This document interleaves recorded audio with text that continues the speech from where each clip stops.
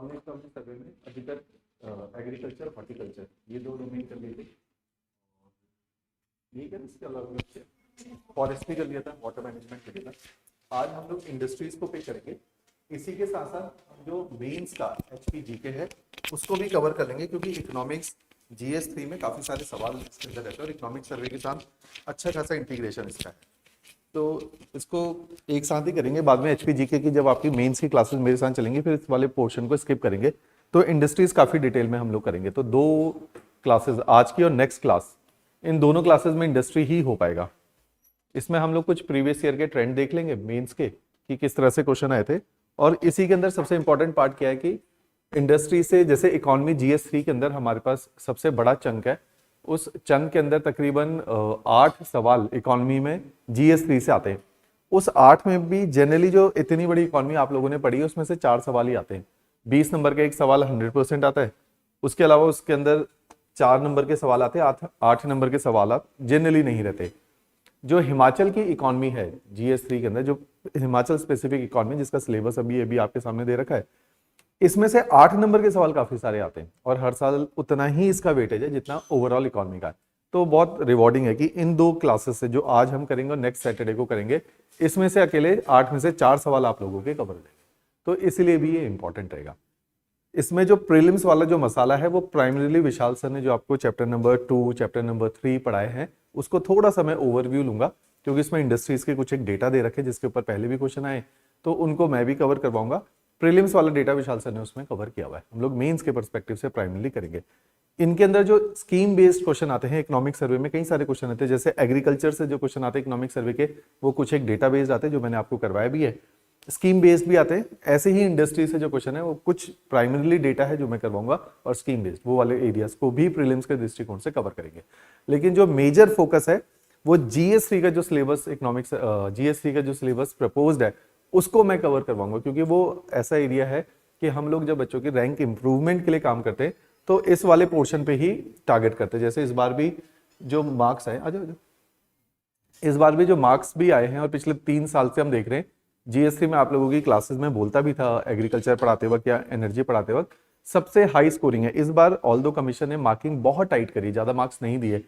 GS3 अकेला एक ऐसा डोमेन है जिसमें 100 के करीब, जैसे अंशु हिमानी की रैंक 2 है, उसके 102 के आसपास मार्क्स है, अनुभव के, स्वाति के, इन सबके 100 के आसपास मार्क्स है। तो हमारे वाले स्टूडेंट के जनरली GS3 में हम लोग काफी पुश करते हैं, क्योंकि इसमें मार्क्स इंक्रीज होने के चांसेस ज्यादा है, जो रैंक को बेटर कर देता है। GS2 इस बार भी देखा गया कि ज्यादा मार्क्स नहीं आते। GS2 में अगर किसी ने बहुत ही अच्छा इस बार लिखा था तो उसके 200 में से 40 नंबर आ गए थे ऑन एन एवरेज। जिन्होंने इंटरव्यू भी दिया उनको 20-22 नंबर ही हैं 200 में से। तो बहुत टाइट मार्किंग होती है GS2 के अंदर। तो उस दृष्टिकोण से GS3 और ज्यादा डिपेंडेबल बन जाता है कि छोटा सा डोमेन है, आपके पढ़े में से आएगा और मार्किंग लीनियंट हो रही है इन जनरल। तो इसको भी हम लोग कवर कर लेंगे, राइट। तो इसलिए मैं GS3 पे स्पेशल फोकस बोलता हूँ, क्योंकि ये रैंक को बेटर कर देता है या रैंक निकलने के चांसेस को भी बढ़ा देगा। ये सिलेबस है, सिलेबस को वर्बेटिमली लिख लो आप, क्योंकि अब जो इंडस्ट्री के हम नोट बनाएंगे ये इकोनॉमिक सर्वे भी इसके अंदर इंटीग्रेटेड है, और हमारा GS3 का इकोनॉमी वाला पोर्शन जो ये है, ये सब मैं इसी के अंदर करवाऊंगा। तो इसमें नॉट नेसेसरली इंडस्ट्री कर रहे हैं, हम इकोनॉमी ऑफ हिमाचल प्रदेश करेंगे। ये सिलेबस लिखने का ऑब्जेक्टिव ये है कि ताकि आप सर्वे को और अपने कंटेंट को आइडेंटिफाई कर पाओ कि कैसे सिलेबस के साथ कोरिलेट होता है।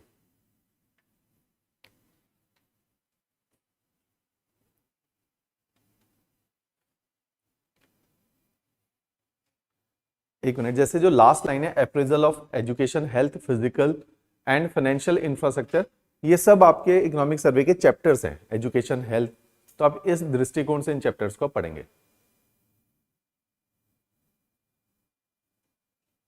This is the syllabus for economy GS3 इन हिमाचल प्रदेश। तो इकोनॉमी का सिलेबस है प्राइमरीली HP इकोनॉमी। अगर यूनिट वाइज देखा जाए तो GS3 में यूनिट 1 का ये सब यूनिट 3 है।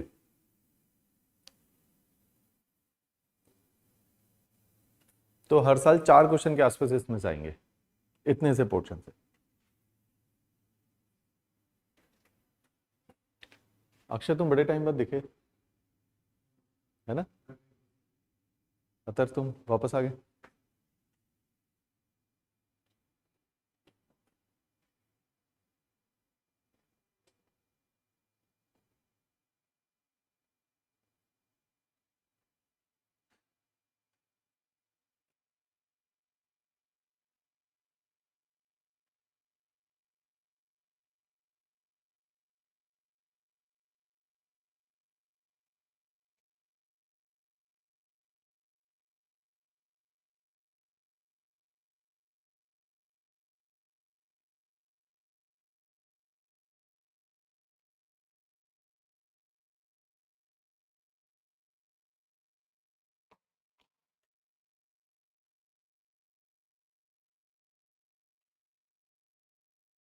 जैसे नेक्स्ट क्लास में इसमें एक टॉपिक लिखा है स्किल्ड एंड अनस्किल्ड लेबर।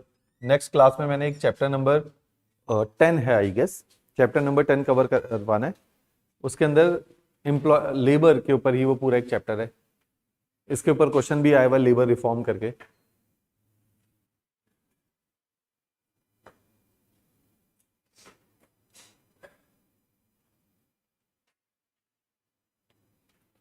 इसमें से हमने इतना पोर्शन कवर कर लिया ऑलरेडी लास्ट क्लास में, जिसमें हमने land tenure and size of land holding वाला जो चार्ट बनाया था वो इस वाले टॉपिक को कवर करता है। तो ये ऑलरेडी हमारा डन है एग्रीकल्चर के अंदर।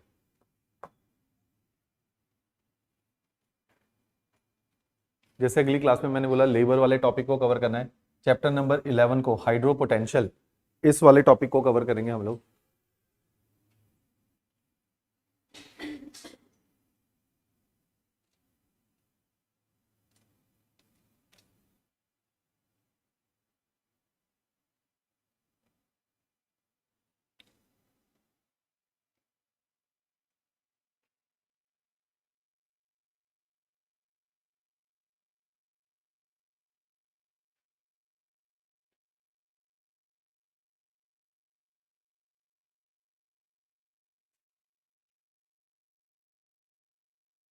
कुछ पूछना?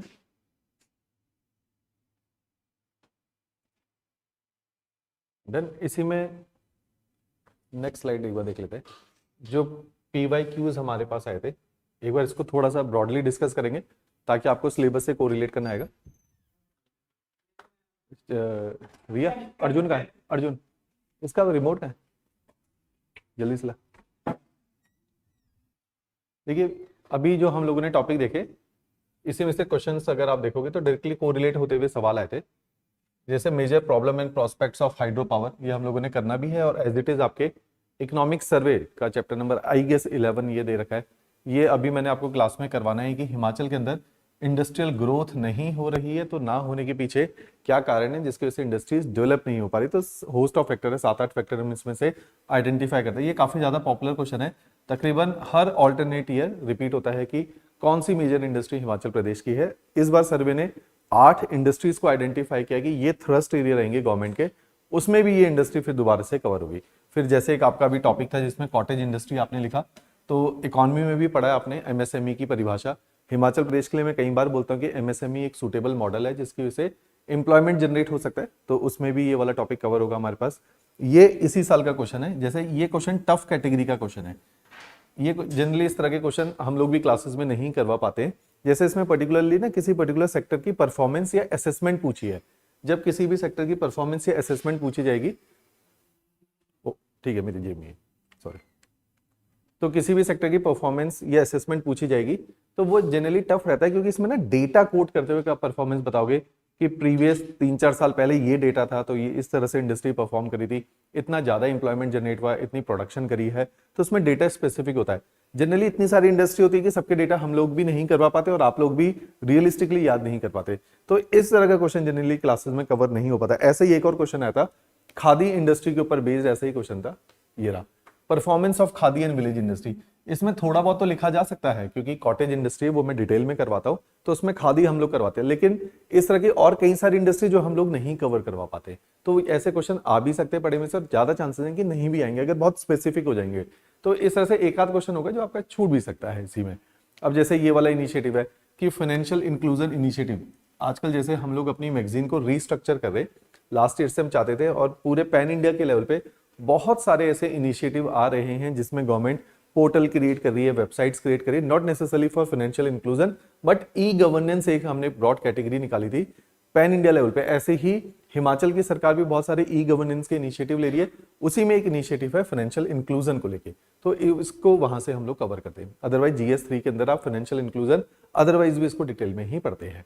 ऐसी objective and location of major high tech habitat, ये सब मैं करवाऊंगा आपको क्लासेस में। तो इस तरह के एरियाज है जो अभी आपने सिलेबस में लिखा है वर्बिटिमली वही पूछे गए। जैसे लेबर के ऊपर आया है, ये as it is economic survey भी है, तो बहुत सारी स्कीम्स है जो लेबर के वेलफेयर के लिए गवर्नमेंट लेकर आई है, तो इसमें वही सारी स्कीम्स के बारे में लिखना था। Yes, significant achievement in the field of industrialisation. जब अचीवमेंट बोली गई है तो हम डेटा के साथ बताएंगे कि कैसे इंडस्ट्रियलाइजेशन, आज हम डिस्कस भी करेंगे कि पहले किस लेवल का इंडस्ट्रियलाइजेशन था, आज कितना इंडस्ट्रियलाइजेशन है, कितने लोगों के लिए नौकरियां बनी है, और साथ ही साथ किस तरह की नई इंडस्ट्रीज को डेवलप करने के लिए गवर्नमेंट प्रमोट कर रही है या इकोसिस्टम को क्रिएट करी। तो वो सारा अचीवमेंट ऑफ इंडस्ट्रियलाइजेशन आ जाएगा कि अभी तक क्या अचीवमेंट रहा है। ऐसे ही स्किल डेवलपमेंट प्रोग्राम, ऐसे ही स्किल को लेके आपने अभी सिलेबस में भी लिखा था, तो आपके पढ़े में से क्वेश्चन आने के चांसेस हमेशा ज्यादा रहेंगे। कुछ बेसिक क्वेश्चंस हैं जो आज हम कवर भी करेंगे, जैसे discuss the major tax and non tax revenue sources of government of Himachal Pradesh. पुराना सवाल है, 2019 के आसपास के सवाल है, तब सवाल बहुत बेसिक लेवल पे आते थे। ऐसे ही ये बेसिक सवाल है, स्पेशल कैटेगरी स्टेटस के लिए क्या क्राइटेरिया है जो हिमाचल को या किसी भी स्टेट को फॉलो करने पड़ते हैं, तो वो एक सवाल था। तो ये इनिशियल स्टेजेस के सवाल हैं जब रिफॉर्म हुए थे 2017 के आसपास, और उसके बाद जो 3 साल के आसपास पेपर बना था वो आसान था, 2020 तक का पेपर आसान था। जो अभी हमने सवाल देखे हैं वो लास्ट 3 इयर्स के, ये फर्स्ट 2 और 3 इयर्स के सवाल ऐसे थे जो कि काफी आसान कैटेगरी के थे। जैसे comment on the preposition that the economy of Himachal Pradesh has constantly shown a shift from agriculture sector to the industry and service sector, जिसमें डेटा चाहिए होंगे आपको 5, 7, 10 साल के, जिसमें हम दिखा रहे होंगे कि लगातार एग्रीकल्चर सेक्टर श्रिंक कर रहा है इन टर्म्स ऑफ जीडीपी, जो हमने लास्ट क्लास में देखा भी था, लेकिन इंडस्ट्री और सर्विस सेक्टर्स की कॉस्ट में इंक्रीज कर रहा है। तो इस तरह के शिफ्ट को हमने एक्सप्लेन करना था, तो इसके ऊपर क्वेश्चन था। तो ये बेसिक कैटेगरी का क्वेश्चन है। अब ऐसे सवाल जनरली देखने को नहीं मिलते, लेकिन हम लोग क्लासेस में कवर करेंगे। अगर सीधा क्वेश्चन भी आ गया तो एटलीस्ट आपके पढ़े में से आना चाहिए, राइट। तो ये नेचर ऑफ क्वेश्चन है जो हिमाचल में आए थे। ये पीपीटीज, बाकी पीपीटी भी आप लोगों के साथ शेयर हो गई है, ये वाली भी शेयर कर दूंगा, ताकि एक ही पीपीटी के अंदर आपके पास पीवाईक्यू और सिलेबस हो, ताकि आप कोरिलेट कर पाओ, और उसी के अंदर ये वाला पर्टिकुलर चैप्टर होगा। तो आज जितना हम करेंगे वो वाली पीपीटी भी शेयर करूंगा, नेक्स्ट क्लास इसी में कंटिन्यू होगी, तो फिर कंप्लीट पीपीटीज भी आप लोगों के साथ शेयर हो जाएंगे, राइट। इंपॉर्टेंट क्लास है, मेंस के पर्सपेक्टिव से काफी ज्यादा इंपॉर्टेंट रहेगी। अब इसी में जो हम लोग, इसमें लिख लो सर्वे, कौन कौन से चैप्टर को हम लोग टारगेट करेंगे, ताकि आपको सर्वे अपने स्टैटिक पोर्शन से कनेक्ट करना आ जाए। तो जैसे चैप्टर नंबर 2 रहेगा, हेडिंग लिख लो state economy and macro view, ये विशाल सर ने भी कराया। आज हम सिलेक्टेड एरियाज को देखेंगे, क्योंकि जिस तरह के सवाल आए हैं उन्हीं एरियाज को टच करेंगे। स्टेट इनकम, दूसरा है जो आप लोग बजट भी पढ़ते हैं, पब्लिक फाइनेंसिंग एंड टैक्सेशन। ये 2 टॉपिक इसमें कवर होंगे। फिर कवर होगा आपका चैप्टर नंबर 9 इंडस्ट्री। ये एज इट इज जैसा है उसी स्ट्रक्चर में, आपके नोट्स भी जनरली इसी स्ट्रक्चर में रहते हैं क्लास के। जो एचपी जीके के नोट्स हैं, जो आपकी मेंस की किताबें हैं, उसमें भी ये सारा कंटेंट दिया हुआ है।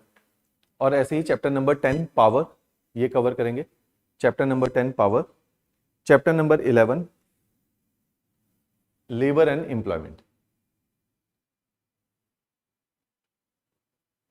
ये प्राइमरीली लेबर एंड एम्प्लॉयमेंट में कुछ एक डेटा होते हैं इनिशियल लेवल पे, लास्ट में कुछ स्कीम है जो लेबर वेलफेयर को टारगेट करेंगे। तो ये वाले चैप्टर्स हम लोग आज के क्लासेस में और कल की क्लासेस में कवर करेंगे। इसके अलावा कुछ लूज चैप्टर है, मेरे को उनका नंबर याद नहीं है, 16 है। एजुकेशन हेल्थ, इसमें लिख लो चैप्टर एजुकेशन हेल्थ, नंबर याद नहीं है, ये भी हम लोग कवर करेंगे, क्योंकि लास्ट पोर्शन में ये एजुकेशन और हेल्थ इसलिए है क्योंकि इकोनॉमी का मतलब है कि गवर्नमेंट इज वर्किंग, कि अभी गवर्नमेंट के लिए हम सब लोग रिसोर्स, इकोनॉमी का मतलब है कि judicious utilisation of the resource in the country and the state. तो कंट्री के जो रिसोर्सेज हैं वो 2 तरह के हैं, एक तो ह्यूमन भी एज अ रिसोर्स है और फिजिकल रिसोर्सेज भी हैं। तो अभी तक हम लोग फिजिकल रिसोर्सेज की बात कर रहे थे। तो ह्यूमन को रिसोर्स बनाने के लिए, जैसे मैंने बोलता हूं कई बार कि हेल्थ एस्पेक्ट पे गवर्नमेंट काम करेगी, एजुकेशन के ऊपर काम करेगी, या स्किल डेवलपमेंट के ऊपर काम करेगी। तो ये वाले भी चैप्टर आपके जीएस 3 के अंदर इकोनॉमी में कवर करवाए जाते हैं, क्योंकि आपके सिलेबस में सब यूनिट 2 में, यूनिट 1 में सब यूनिट 2 में एक टॉपिक है एचडीआई। तो एचडीआई इंडेक्स को बेटर करने के लिए गवर्नमेंट इन सारे एरियाज में पैसा खर्च कर रही है। तो क्योंकि ये रेवेन्यू का भी पार्ट, एक्सपेंडिचर का भी पार्ट है, और किसी न किसी टारगेट को गवर्नमेंट अचीव करना चाहती है। टारगेट है SDG goals, sustainable development goal, तो वो भी इसके साथ लिंक होते हुए दिखते हैं। अच्छा, इसमें एक और चीज लिख लीजिए, एसडीजी गोल्स को बहुत रेफर करना है आपने इन सारे एरियाज में, क्योंकि आज हम लोग कनेक्शन भी देखेंगे कि अगर हेल्थ है तो उसके साथ जुड़ा हुआ एक गोल है ना, जैसे गोल नंबर 2 हेल्थ को लेके है पर्टिकुलरली, है ना। गोल नंबर 1 भी हेल्थ को लेके, नो पॉवर्टी है गोल नंबर 1। सेकंड वाला है न्यूट्रिशन, वो भी जो है हेल्थ को लेकर है। तो इसलिए गवर्नमेंट इन सारी चीजों को, आज की डेट में आपके इकोनॉमिक सर्वे में भी सस्टेनेबल डेवलपमेंट गोल कई बार वर्ड मेंशन है कि इसको अचीव करने का प्रयास कर रही है गवर्नमेंट, राइट। तो इसको कनेक्शन में हम लोग सब पढ़ेंगे ऑर्गेनिकली।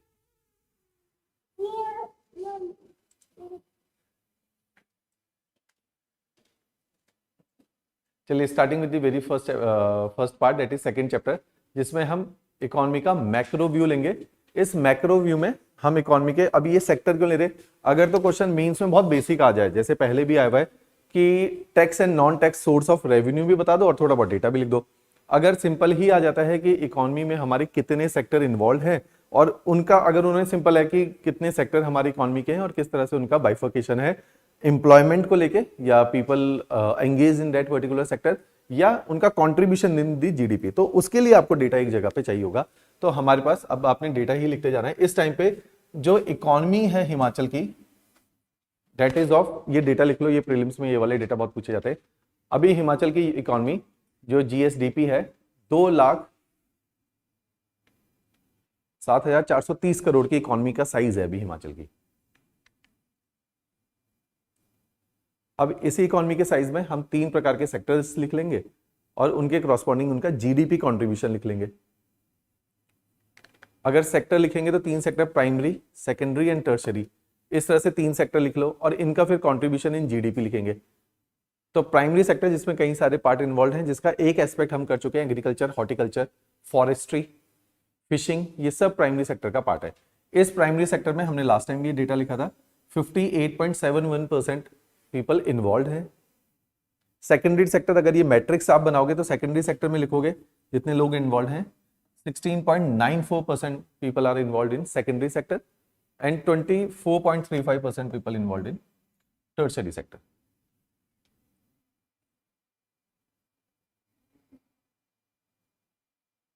और इनका इकोनॉमिक कंट्रीब्यूशन जो है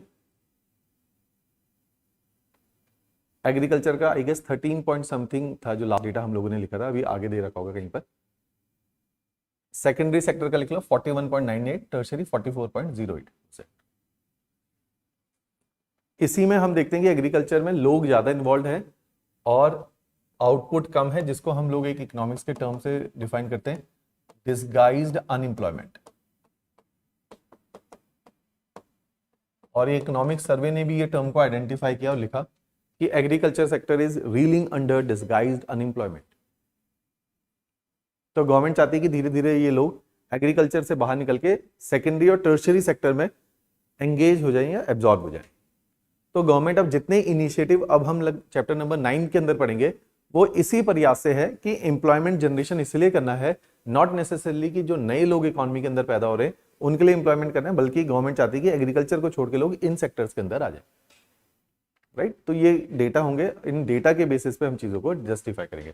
अब इसी डेटा पे जैसे अलग अलग सेक्टर का जो कंट्रीब्यूशन है वो दे रखा है और उसको कंपेयर किया है पुराने साल से। जैसे एक सवाल आया था कि जिसमें हमने बताना था कि लगातार एग्रीकल्चर में लोग कम इन्वॉल्व होते चले जा रहे हैं, तो इसी के अंदर देखिए एग्रीकल्चर एंड अलाइड एक्टिविटी के कॉन्ट्रीब्यूशन को दिया हुआ इन टर्म्स ऑफ करोड़, ये टोटल वैल्यू है।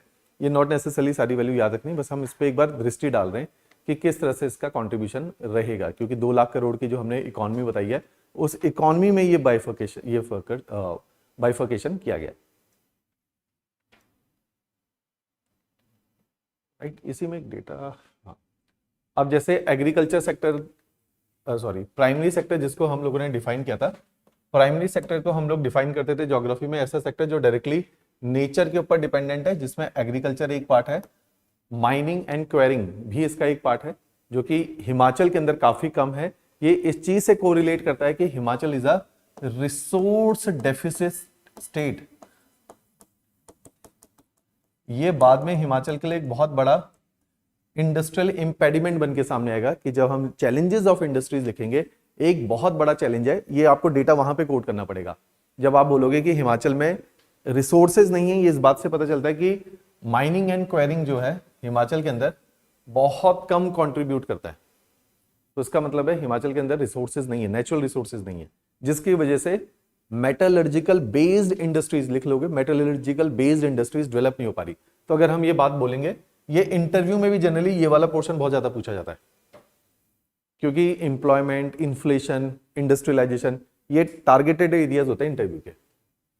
तो आप ये डेटा के साथ कि 0.34% हिमाचल के अंदर एम्प्लॉयमेंट का शेयर है माइनिंग एंड क्वेरिंग में, दैट डिपिक्ट्स कि इसका बहुत ज्यादा कंट्रीब्यूशन नहीं है, और ये इसका जीडीपी में कंट्रीब्यूशन।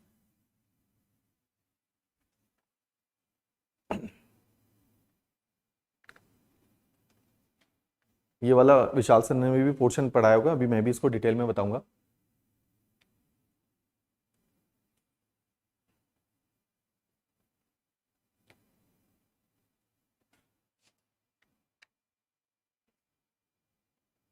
राइट, ये सारा डेटा नहीं लिखना, अब इसमें से सेलेक्टिवली डेटा को अलग अलग हेड्स के अंदर हम लोग लिखेंगे। एक प्रीलिम्स के लिए एक बार 2016 में भी ये सवाल आया था, इस तरह के सवालात कि पर कैपिटा इनकम जो है हिमाचल की, हम लोगों को ये पता होना चाहिए। अभी के फाइनेंशियल ईयर में लिखोगे 2,35,199। ये डेटा पूरा याद होना चाहिए, क्योंकि कुछ एक क्वेश्चन बहुत ज्यादा डेटा स्पेसिफिक है। तो पर कैपिटा इनकम हिमाचल की, अच्छा ऑल इंडिया से ये बेटर है। अगर पर कैपिटा ऑफ इंडिया, दो तरह के क्वेश्चन आते हैं, या तो डेटा स्पेसिफिक आ जाएगा या ट्रेंड पूछ लेंगे कि per capita of income of Himachal Pradesh is higher as compare to the per capita income in India, तो उसके कंपैरेटिवली ये पर कैपिटा ज्यादा है। अगर इंडिया के लिए हम लोग कंसीडर करेंगे तो इट इज 1,85,854। ये एनुअल है।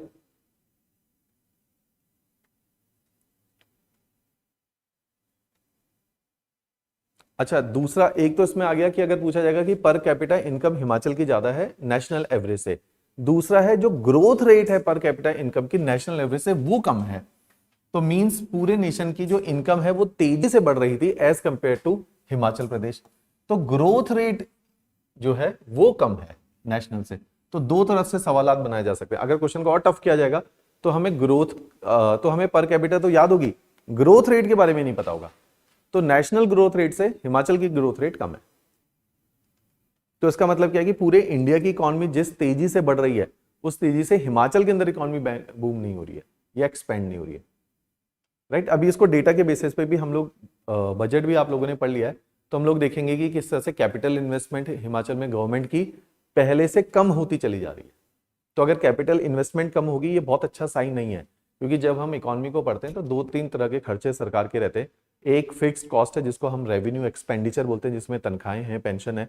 अगर गवर्नमेंट इसको बढ़ा देगी तो आपके पास बाकी पैसा नहीं बचेगा कैपिटल इन्वेस्टमेंट के लिए। कैपिटल इन्वेस्टमेंट का मतलब है कोई नया हॉस्पिटल बनाना है, कोई नया स्कूल बनाना है, कोई नया एयरपोर्ट बनाना है, बस स्टैंड बनाना है, रेलवे स्टेशन बनाना है, रोड बनानी है, एविएशन इंडस्ट्री को बूम करना है। तो जो कैपिटल मींस जो फ्यूचर को दृष्टि में रखते हुए एक्सपेंडिचर किया जाता है, उससे फ्यूचर में इकोनॉमी एक्सपेंड होने का स्कोप रहता है।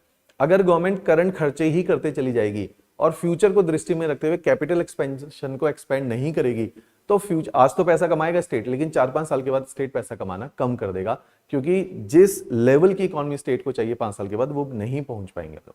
राइट, तो इस सबको डेटा के बेसिस पे हम लोग बोलेंगे। तो ऐसे सवाल जनरली इंटरव्यू में पूछे जाते हैं जो कि ओपिनियन बेस्ड क्वेश्चंस रहते हैं, जिसके पीछे आपको डेटा कोड करने पड़ते हैं आंसर देते। राइट, अब इसी में जैसे पर कैपिटा इनकम का एक चार्ट दे रखा था कि हिमाचल के अंदर per capita income is higher as compare to the per capita income of national level. Right, ये सेकंड चैप्टर में हमारे लिए काम का जो है इतना ही था। प्रीलिम्स के लेवल पे काफी सारा था जो विशाल सर ने कवर भी कराया होगा। 3 वाला पोर्शन हमारे लिए ज्यादा इंपॉर्टेंट है, जिसका नाम पब्लिक फाइनेंसिंग एंड टैक्सेशन है, जिसमें प्राइमरीली बजट को डिस्कस किया गया है। ये भी आप लोगों ने डिटेल में किया है। इसके कुछ एरियाज को हम लोग कवर करेंगे। अब जैसे अभी आप लोग इस चीज को समझ भी पाओगे कि सेंटर और स्टेट के बीच में डिफरेंट सरकारें अभी देखने को मिलती है। अब जब हम लोग पूरा बजट को पढ़ेंगे तो कुछ पैसा है जो स्टेट गवर्नमेंट कमाती है ना, रेवेन्यू इनकम उसको बोलते हैं। कुछ पैसा है जो गवर्नमेंट की फिक्स कॉस्ट है, और कुछ पैसा है जो गवर्नमेंट फ्यूचर को दृष्टि में रखते हुए करती रहती है। तो इस तरह के 2-3 तरह के गवर्नमेंट के रेवेन्यू है, 2-3 तरह के खर्चे हैं। क्योंकि हिमाचल प्रदेश एक हिली एरिया है, प्राइमरीली हिली एरिया जो है हमारे हिमालयन बेल्ट के ऊपर है, और हिमालयन बेल्ट ज्योग्राफी में हम लोगों ने पढ़ी है is majorly divide of minerals, और दूसरा है उसकी टोपोग्राफी बहुत चैलेंजिंग है, हिमालयाज है। तो अपने आप स्टेट के रेवेन्यूज श्रिंक होना शुरू कर देते हैं, क्योंकि अपॉर्चुनिटी नहीं मिल पा रही। एक तो रिसोर्सेज का बेस नहीं है जिससे इंडस्ट्रीज नहीं डेवलप हो पा रही, दूसरा जो थोड़ी बहुत इंडस्ट्री शायद डेवलप हो पाती, जैसे रिसोर्सेज तो हरियाणा, पंजाब, यूपी और बिहार के पास भी नहीं है, लेकिन यहाँ एटलीस्ट प्लेन होने से एग्रीकल्चर अच्छा हो रहा है। अब इन इंडस्ट्रीज में पर्टिकुलरली हिमाचल जैसे स्टेट में जो हिमालयन बेल्ट है, यहाँ पे इंडस्ट्रीज भी डेवलप नहीं हो सकती क्योंकि प्लेन्स नहीं है, एग्रीकल्चर डेवलप नहीं हो सकता क्योंकि प्लेन्स नहीं है। तो चैलेंजेस बहुत सारे हैं। एक चैलेंज है रिसोर्सेज को लेके, दूसरा चैलेंजेस है टोपोग्राफी को लेके। तो उसकी वजह से कुछ एक इश्यूज आते हैं, इसलिए ऐसे स्टेट जो हिमालयन बेल्ट के ऊपर है, इनका डिपेंडेंसी केंद्र सरकार के ऊपर बहुत ज्यादा रहती है, ग्रांट्स के ऊपर रहती है, और इनका जो कैपिटल एक्सपेंडिचर है वो ज्यादातर केंद्र सरकार देखती है। तो इसलिए जनरली हिली स्टेट में ये ट्रेंड देखने को मिला है लोगों की साइकोलॉजी में कि वो हमेशा सेंटर के साथ सिंक्रोनाइजेशन में चलते हैं, क्योंकि उनकी रोजी रोटी या गवर्नमेंट मशीनरी जो है सेंट्रल ड्रिवन होती है, क्योंकि खर्चे सेंट्रल गवर्नमेंट ज्यादा उठाती है उनके। तो उसी में हमारे पास होता है कि ग्रांट आते हैं सेंटर से। ये ग्रांट अब पहले से कम आने लगे हैं जब से सरकारें बदल गई हैं स्टेट और सेंटर में। तो ये ट्रेंड आपको अब, जैसे गवर्नमेंट भी बार बार आपको, स्टेट गवर्नमेंट बोलती हुई दिखेगी आपको मीडिया रिपोर्ट्स में कि केंद्र सरकार अब हमें पैसा नहीं दे रही है, तो ऐसे स्टेट हमेशा केंद्र के ऊपर निर्भर रहेंगे। तो हम डेटा के बेसिस पे ये बात करेंगे, राइट। तो इसी के अंदर कुछ एक डेटा है जो हम लोगों ने पिक करने हैं, जैसे expenditure of the state government की दो, अच्छा एक ना एक ग्राफ पहले समझ लो फिर डेटा लिखेंगे। ये आप लोगों ने इकोनॉमी में भी बनाया होगा, एक बार यहां पर भी बना लो, क्योंकि इसके अंदर बाद में क्लास के बाद आप डेटा भर लेना स्टेट स्पेसिफिक। अभी आपके पास ये जो होगा वो सेंटर स्पेसिफिक डेटा इसके अंदर होंगे। आप लोगों ने तो प्लैंड नॉन प्लैंड वे में भी पढ़ा होगा। अब पहले ये आता था, अब प्लैंड नॉन प्लैंड आता है। स्टेट की अभी भी बहुत सारी रिपोर्ट इसी के तहत आ रही है।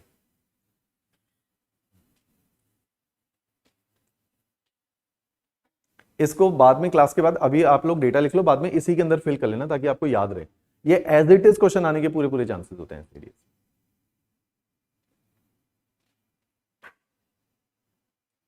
और ये देखो बजट और सर्वे का ना, हम इन क्लासेस में क्या कर रहे हैं, आप स्ट्रक्चर समझ रहे हो।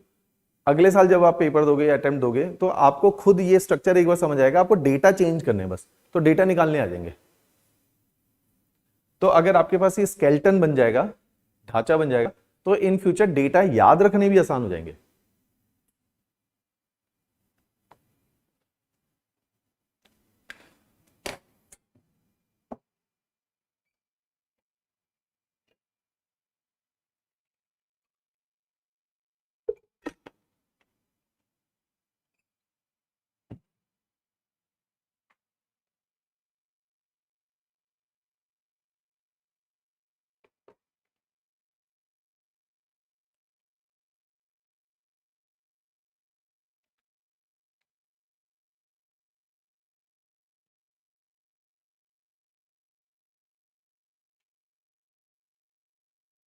ये ना एग्जॉस्ट बंद कर दो, ये क्या करेगा, सारी कूलिंग बाहर निकाल देगा।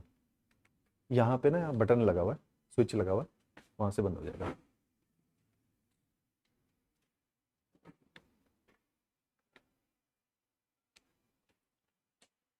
बताओ श्वेता, रेवेन्यू बजट क्या होता है?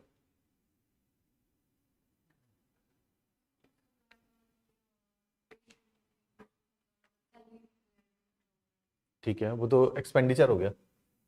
बजट क्या होता है?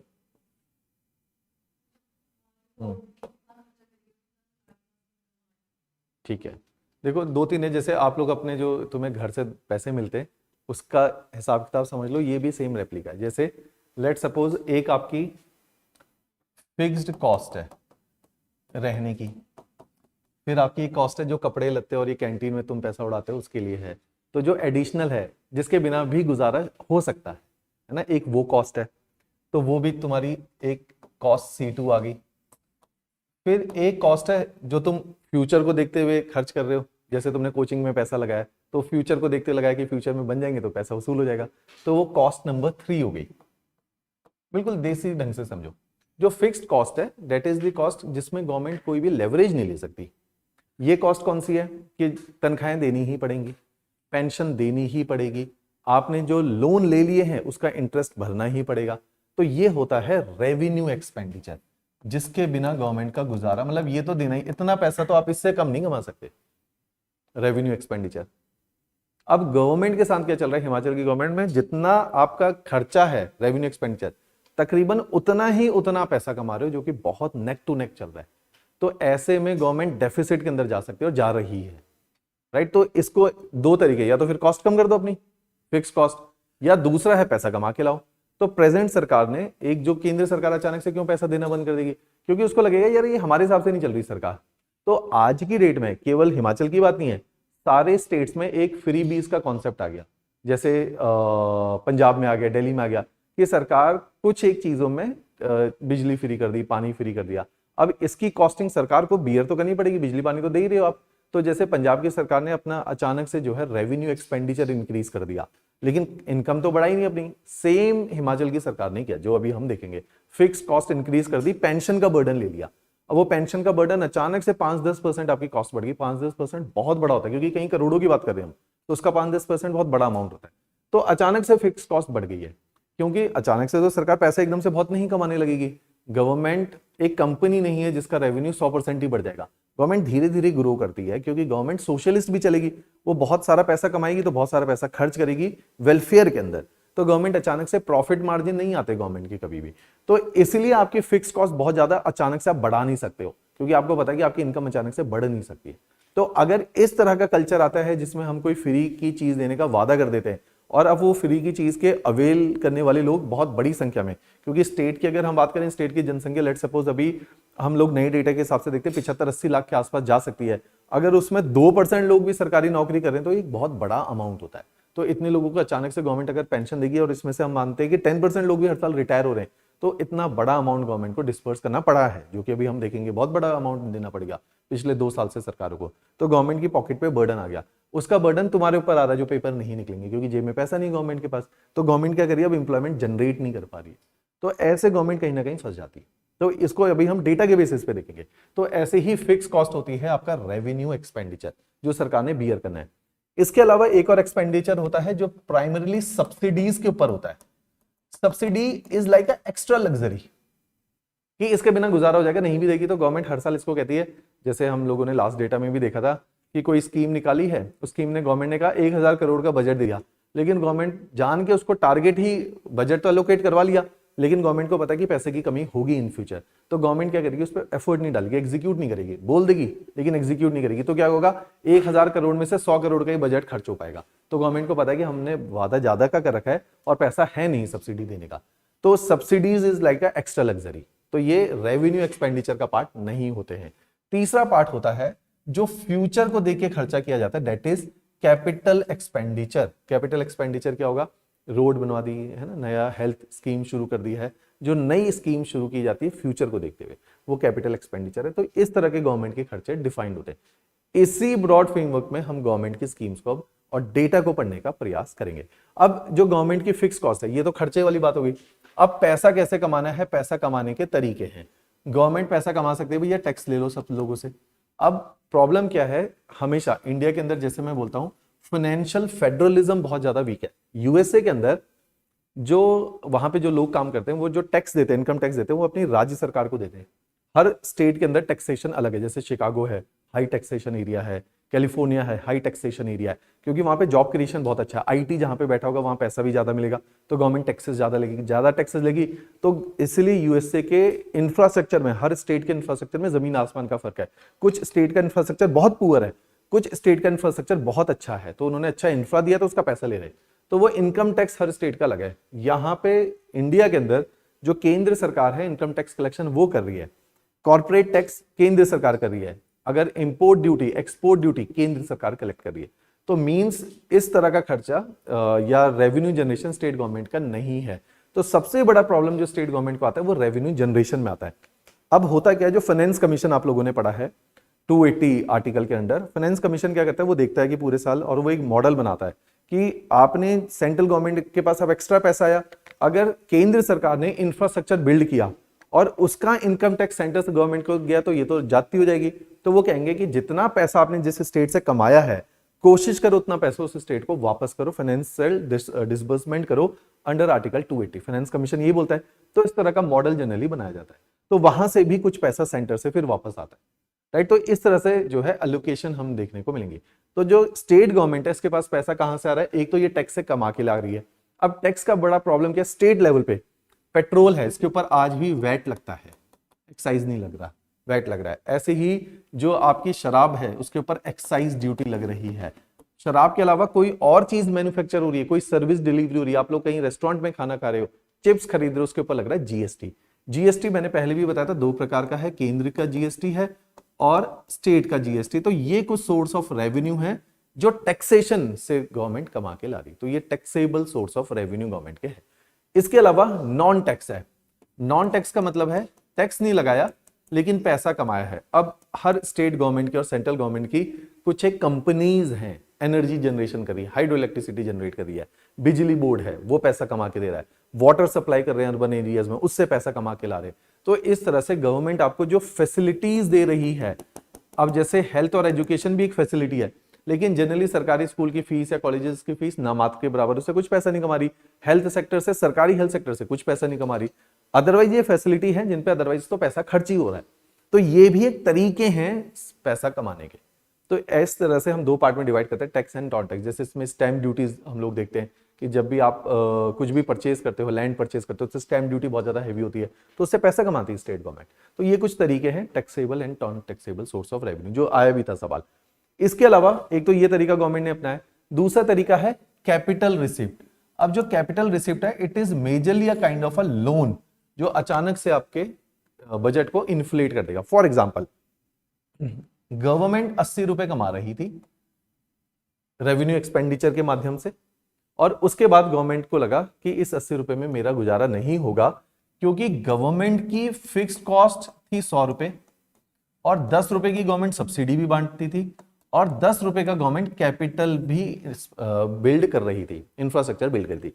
तो गवर्नमेंट का expenditure is 120 rupees, revenue is 80 rupees. और ये लगातार अगर ये गैप बढ़ता रहेगा, इसी की वजह से गवर्नमेंट के ऊपर आज की डेट पे इतना ज्यादा बर्डन क्रिएट हो जाएगा, क्योंकि गैप जितना बढ़ेगा उतना लोन लिया जाएगा, जितना लोन लिया जाएगा उतना उसका इंटरेस्ट रीपेमेंट होगा।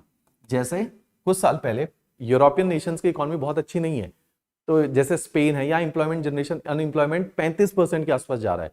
यूरोपियन इकोनॉमी आज की डेट में सारी स्लम्स में जाना शुरू हो गई। ग्रीस कुछ साल पहले 2014 या 12 के आसपास डेट ट्रैप में चला गया था। डेट ट्रैप का मतलब होता है, जैसे अभी श्रीलंका डेट ट्रैप में जाने वाला था।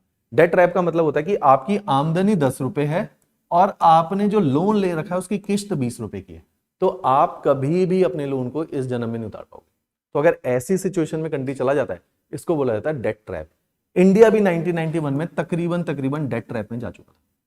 जो एलपीजी रिफॉर्म आते हैं वो इसलिए आते हैं क्योंकि जब आपको डेट ट्रैप से निकालेगी कोई भी ऑर्गेनाइजेशन, जैसे इंडिया को बाहर निकाला था वर्ल्ड बैंक ने और आईएमएफ ने, इन दोनों ने मिलकर पैसा दिया था। जब ये पैसा देंगे तो ये कहेंगे कि आप 10 रुपए क्यों कमाते हो, हम आपके रुपए कमाने के तरीके को बदल देते हैं ताकि आप 20 के 30 रुपए कमाओ और हमारा भी पैसा वापस करो।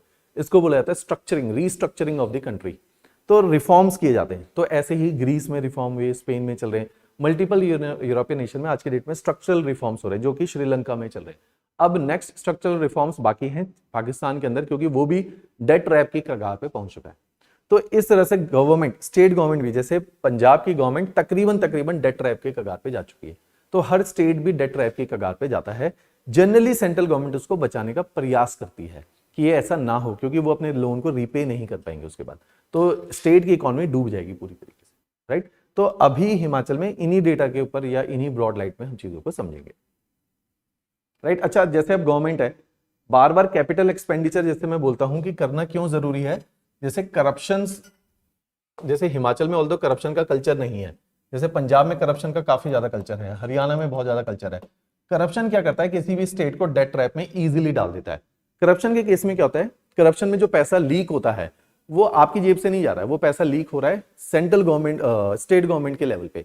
जैसे कि अगर हम लोगों ने सोचा था एक बजट आएगा या एक प्रोजेक्ट लगेगा जो कि कैपिटल एक्सपेंडिचर का पार्ट है, उस प्रोजेक्ट की कुछ एक्स अमाउंट ऑफ कॉस्ट है, 10,000 की कॉस्ट है, वो पैसा इंप्लीमेंट नहीं हुआ, प्रोजेक्ट इंप्लीमेंट नहीं हुआ, उसका पैसा कुछ नेता और कुछ ब्यूरोक्रेट मिलकर खा गए। अब क्या होता है कि आपने वो पैसा लोन लेकर आए थे, वो पैसा आपका नहीं था, आपने लोन लाए हुए पैसे को अपने घर में रख लिया।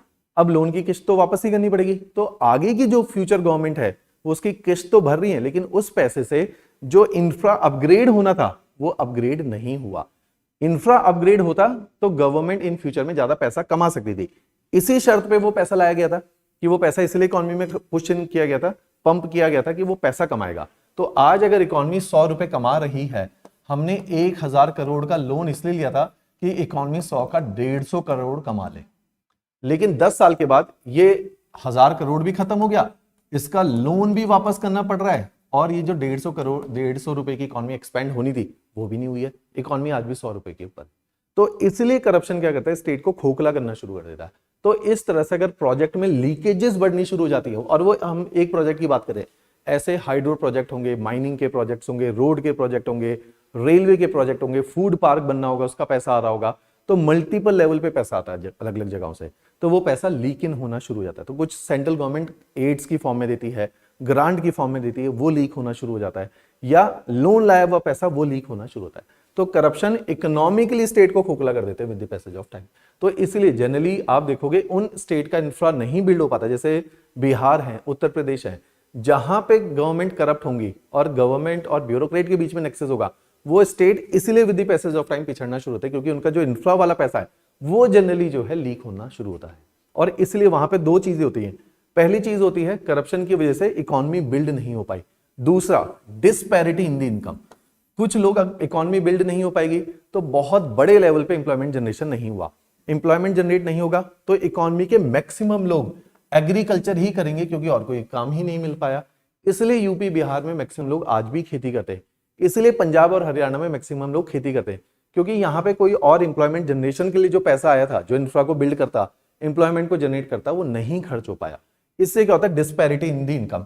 अब जिसने करप्शन किया है या जो नेक्सस होगा, ब्यूरोक्रेट या कुछ लोगों के हाथ में बहुत ज्यादा पैसा होगा, पॉलिटिशियन के हाथ में बहुत ज्यादा पैसा होगा, और लार्जली लोग जो हैं वो गरीब होंगे, तो इससे डिस्पैरिटी भी क्रिएट होती है। तो सोशली और इकोनॉमिकली करप्शन इस तरह से स्टेट को खोखला करता है, राइट। तो ये सब कैपिटल एक्सपेंडिचर के साथ लिंक होता है, क्योंकि जनरली जो पैसा लीक होता है वो कैपिटल वाला पार्ट होता है, रेवेन्यू वाला नहीं होता, क्योंकि रेवेन्यू गवर्नमेंट ने कमाना है और रेवेन्यू खर्च करना है, लोगों को तनख्वाहें और पेंशन देनी पड़ेगी, राइट। तो इसी में जैसे इस क्वेश्चन को हम रिलेट करेंगे कि right a short note on HP state non tax revenue sources, what percentage of total revenue did it contribute in fiscal year 2016 and 17। तो पुराना सवाल था, ऐसे ही सेम सवाल उसके अगले साल या उसी साल का था, major tax and non tax revenue sources of Himachal. आसान सवाल था, तो इसको आपने जो अभी हम अब पढ़ने वाले इसमें से इस तरीके से डेटा के साथ पिक कर लेना है और आइडेंटिफाई करने की कौन कौन से सोर्सेज कहां पर रेलिवेंट रहते हैं। अब इसी में आप डेटा लिखेंगे जैसे कि total expenditure of the state government इस बार का जो मार्क किया गया था डेट इज 53,000 करोड़। इसको आप समझोगे कि गवर्नमेंट के ऊपर क्यों इतना ज्यादा लोनिंग चढ़ती जा रही है। ये टोटल एक्सपेंडिचर है इंक्लूडिंग कैपिटल एंड रेवेन्यू।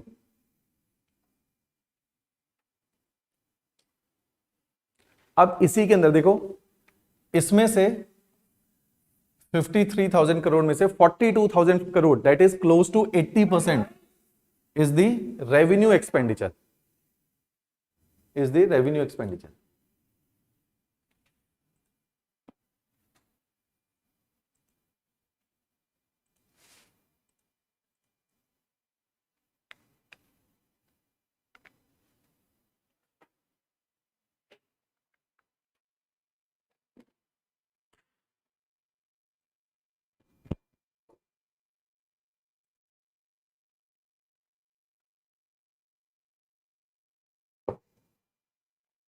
अब देखो ये अमाउंट बहुत बड़ा है, अभी हम इन परसेंटेजेस को और भी देखेंगे।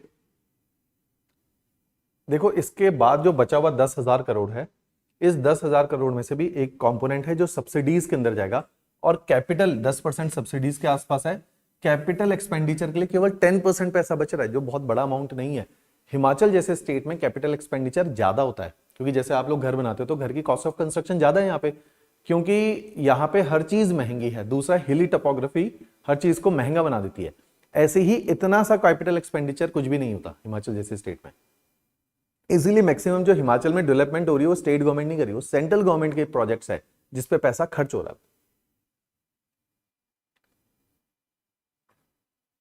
इन वाले पार्ट को अभी हम देखेंगे, जैसे ये वाला डेटा इंपॉर्टेंट है। अब जो स्टेट रेवेन्यू रिसिप्ट है that is just 18% of the entire GDP.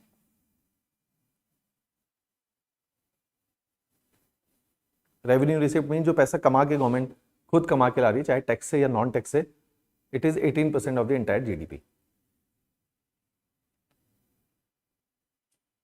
ये कुछ एक परिभाषाएं हैं जो रेवेन्यू एक्सपेंडिचर, कैपिटल एक्सपेंडिचर की है। इनको आप लोग एक बार रीड भी कर लेने से आपको पता भी चल जाएगा कि रेवेन्यू रिसिप्ट क्या है, रेवेन्यू एक्सपेंडिचर। जैसे रेवेन्यू एक्सपेंडिचर के बारे में बोला हुआ है, सैलरीज है, interest payment of the loan है, पेंशन जो कि अभी हिमाचल की अचानक से इंक्रीज हुई है, एंड एडमिनिस्ट्रेटिव एक्सपेंसेस है अपार्ट फ्रॉम सैलरीज वगैरह। जो भी गवर्नमेंट मशीनरी में, जैसे ब्रिटिश टाइम पे सबसे बड़ा प्रॉब्लम क्या था हम लोगों का कि गवर्नमेंट जितना पैसा कमाती थी उससे 50% से ज्यादा उनका रेवेन्यू एक्सपेंडिचर था। इन चीजों के ऊपर बहुत पैसा खर्च था। अभी तो हमने देखा केवल 18% है, लेकिन ये ब्रिटिश टाइम पे 50% होता था। 47% वॉज द लास्ट डेटा इन 1947, जो बहुत हाई होता है, क्योंकि इतना पैसा अगर आप गवर्नमेंट मशीनरी पे ही खर्च कर दोगे तो डेवलपमेंट के लिए कभी पैसा नहीं रह जाएगा। क्योंकि डेवलपमेंट के लिए पैसा नहीं रहता था, इसलिए ब्रिटिश टाइम पे भी वही सिचुएशन थी कि कुछ भी इंफ्रास्ट्रक्चर बिल्ड नहीं हो रहा, स्कूल नहीं बन रहा, कॉलेज नहीं बन रहा, क्योंकि गवर्नमेंट ने इस पार्ट को बहुत हैवी किया हुआ था। ये क्यों हैवी किया था? क्योंकि गवर्नमेंट बहुत ज्यादा सैलरी दिया करती थी, क्योंकि उस टाइम पे मैक्सिमम लोग जो सरकारी नौकरी में हुआ करते थे ग्रुप ए सर्विसेज में, वो प्राइमरीली ब्रिटिश थे, तो उनकी सैलरी में बहुत ज्यादा डिस्पैरिटी होती थी कि एक एवरेज इंडियन को बहुत कम सैलरी मिलती थी, जो कि जनरली लोअर पोस्ट पे होते थे, क्लरिकल जॉब में होते थे। हायर पोस्ट पे ब्रिटिश होते थे तो उनकी सैलरीज और उस सैलरीज का पेंशन अमाउंट बहुत ज्यादा होता था। तो इसलिए गवर्नमेंट का ये वाला एक्सपेंडिचर ब्रिटिश टाइम पे बहुत ज्यादा था, जिसको एडमिनिस्ट्रेटिव एक्सपेंस बोलते हैं। तो हर अभी भी इंडिया के बहुत सारे स्टेट का ये एक्सपेंडिचर आज भी बहुत ज्यादा देखने को मिलता है।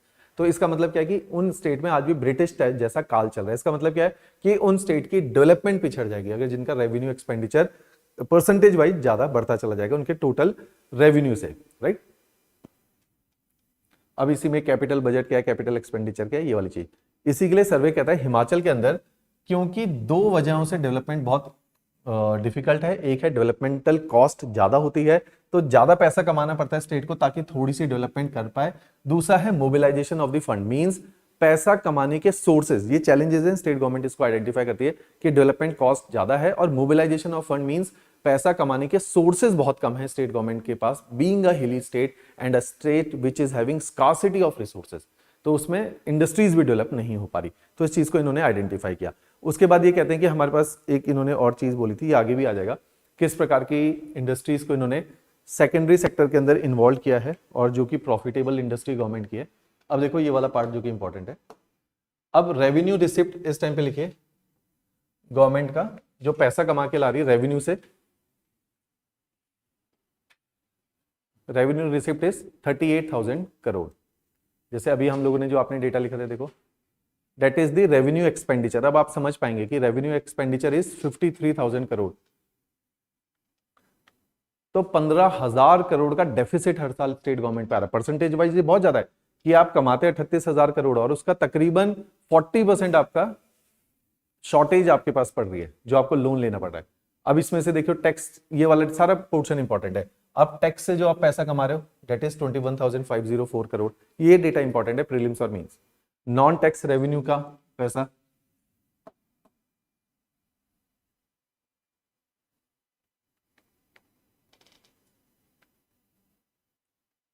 अब इसमें ना कुछ एक टर्म जैसे रेवेन्यू रिसिप्ट मिसिंग है वर्ड, वो बजट के अंदर डाला हुआ है। ये सर्वे से मैंने निकाला था। डिसइन्वेस्टमेंट, क्योंकि हिमाचल के पास अब कुछ बेचने को बचा नहीं, कोई इंडस्ट्रीज नहीं बची, तो अब ये डिसइन्वेस्टमेंट से कोई पैसा नहीं आ रहा है। अब इसी के अंदर हमारे लिए ये तीन टर्म इंपॉर्टेंट। अच्छा ये देखो, ये तीन एरियाज हैं जहां से गवर्नमेंट के पास पैसा आता है रेवेन्यू के अंदर, कैपिटल के अंदर नहीं, रेवेन्यू। ग्रांट इन एड्स, अब ये देखोगे ये आपको देखने को मिलेगा कैसे केंद्र सरकार चेंज होने से ये कैसे डिप आता है ग्रांट इन एड का। अब आपको लगेगा जैसे 15 के करस्पॉन्डिंग 13 में बहुत विजिबल चेंज है, लेकिन उस टाइम की इनकम देखो गवर्नमेंट की, उस टाइम पे तकरीबन इनकम का 50% सेंट्रल गवर्नमेंट एक्स्ट्रा दे रही है आपको। आज की इनकम के करस्पॉन्डिंग कुछ भी नहीं मिल रहा।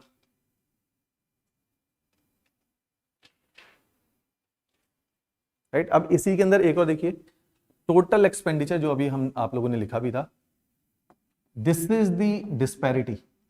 ये इनकम है और ये खर्चा है। जैसे आप लोगों ने अलग अलग प्रकार के डेफिसिट पढ़े है ना, रेवेन्यू डेफिसिट क्या है, प्राइमरी डेफिसिट क्या होता है, ये 3-4 प्रकार के डेफिसिट है, वो यहां से भी क्लियर हो जाएंगे। तो स्टेट लेवल पे भी वो टर्म्स आप याद कर लेना। Fiscal deficit, revenue deficit, primary deficit, 3 प्रकार के डेफिसिट होते हैं। अब देखो रेवेन्यू एक्सपेंडिचर देखो, इसलिए सुसाइडल है कि रेवेन्यू एक्सपेंडिचर जो आपको 100% बियर करना है वो भी शॉर्टफॉल पड़ रहा है हमारा। तो इसलिए हिमाचल डेट ट्रैप में जाएगा कि आपकी आमदनी 38 रुपए और आपका खर्चा 42 रुपए है, और ये फिक्स्ड कॉस्ट है, अभी तो सब्सिडीज नहीं लगाई है इसके अंदर।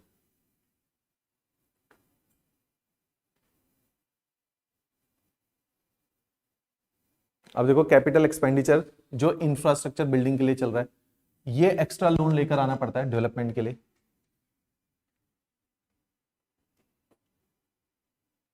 अब देखो गवर्नमेंट का कितना बड़ा एक्सपेंडिचर, क्योंकि लगातार ये बढ़ेगा ही, इसमें कोई बड़ी बात नहीं है, क्योंकि आपको कैपिटल लोन लेना ही पड़ेगा, चाहे आपको उसकी ब्याज वापस करना पड़े। जैसे हम घर लेते हैं तो घर के लिए होम लोन लेते हैं, होम लोन का सिंपल फंडा क्या है कि अगर आपने 50 लाख का लोन लिया, 20 साल के लिए लोन लिया, 1 करोड़ पैसा वापस करना पड़ेगा, लेकिन वो 20 साल में करना है। तो वो घर क्योंकि एक इंपॉर्टेंट नेसेसिटी है, हर व्यक्ति लेगा। सेम ऐसे ही है कि कैपिटल लोन लेना ही पड़ता है गवर्नमेंट को, चाहे उसकी किस्त देते रहनी पड़े, राइट, क्योंकि यही एक अकेला सोर्स है जिसके थ्रू गवर्नमेंट विकास कर सकती है, डेवलपमेंट कर सकती है। तो उसके लिए इसलिए गवर्नमेंट को इंटरेस्ट रेट पे लोन लेना पड़ता है। लेकिन सरकारों को जनरली कम इंटरेस्ट रेट पे लोन मिलता है, चाहे वो बैंक देगा, चाहे वो वर्ल्ड बैंक देगा या केंद्र सरकार लोन देगी, हमेशा कम रेट ऑफ इंटरेस्ट पे ही देती है। ये बड़े लोन होते हैं, 20-20, 25-25 साल के लोन्स होते हैं, राइट, जिनको जैसे आपने लोनिंग पढ़ी हुई, सॉफ्ट लोन, हार्ड लोन्स, ये उस तरह के लोन्स होते हैं, राइट। तो ये कुछ एक डेटा था। अब इसी डेटा में टैक्स रेवेन्यू देखिए, जैसे रेवेन्यू के दो सोर्सेज पढ़े थे हमने, टैक्स एंड नॉन टैक्स। अब टैक्स रेवेन्यू को देखते हैं, जो कि अभी आपने लिखा भी था, 21,000 करोड़ का टैक्स रेवेन्यू है। चलो ये वाला डेटा भी रहने दो। Component of tax total receipt के अगेंस्ट था ये, इस साल के 3 साल के डेटा को कंपेयर किया गया था। तो इस साल के डेटा को अगर हम कंपेयर करेंगे, जैसे नॉन टैक्स, ये इंपॉर्टेंट है। अब ये 4 नंबर में आ सकता है क्योंकि नॉन टैक्स जनरली हमें पता नहीं होता। ये वाले एरियाज हैं, 2 लाइनें हैं, इनको लिख लो। नॉन टैक्स में हमारे पास क्या क्या आता है? अगर गवर्नमेंट ने किसी को लोन दिया है तो उसका इंटरेस्ट जो आता है, सॉरी, लोन वापस जो आता है, interest receipt of the loan, sale of power, ये गवर्नमेंट का बहुत प्रॉफिटेबल है, sale of power, dividend and profits public sector undertaking से। 2 तरह की सर्विसेज हैं इसमें, इकोनॉमिक सर्विसेज, ये देखेंगे आप, जिससे गवर्नमेंट हाईएस्ट कंट्रीब्यूशन आ रहा है, ये इकोनॉमिक सर्विसेज है। Sale of power, that is electricity, gas and water supply.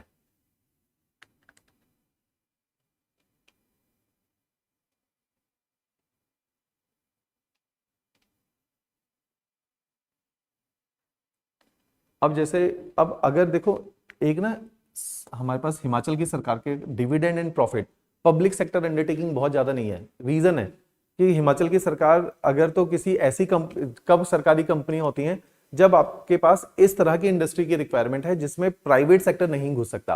Private sector कहां पे नहीं घुस सकता? जहां पे पैसा बहुत ज्यादा इन्वॉल्व होता है।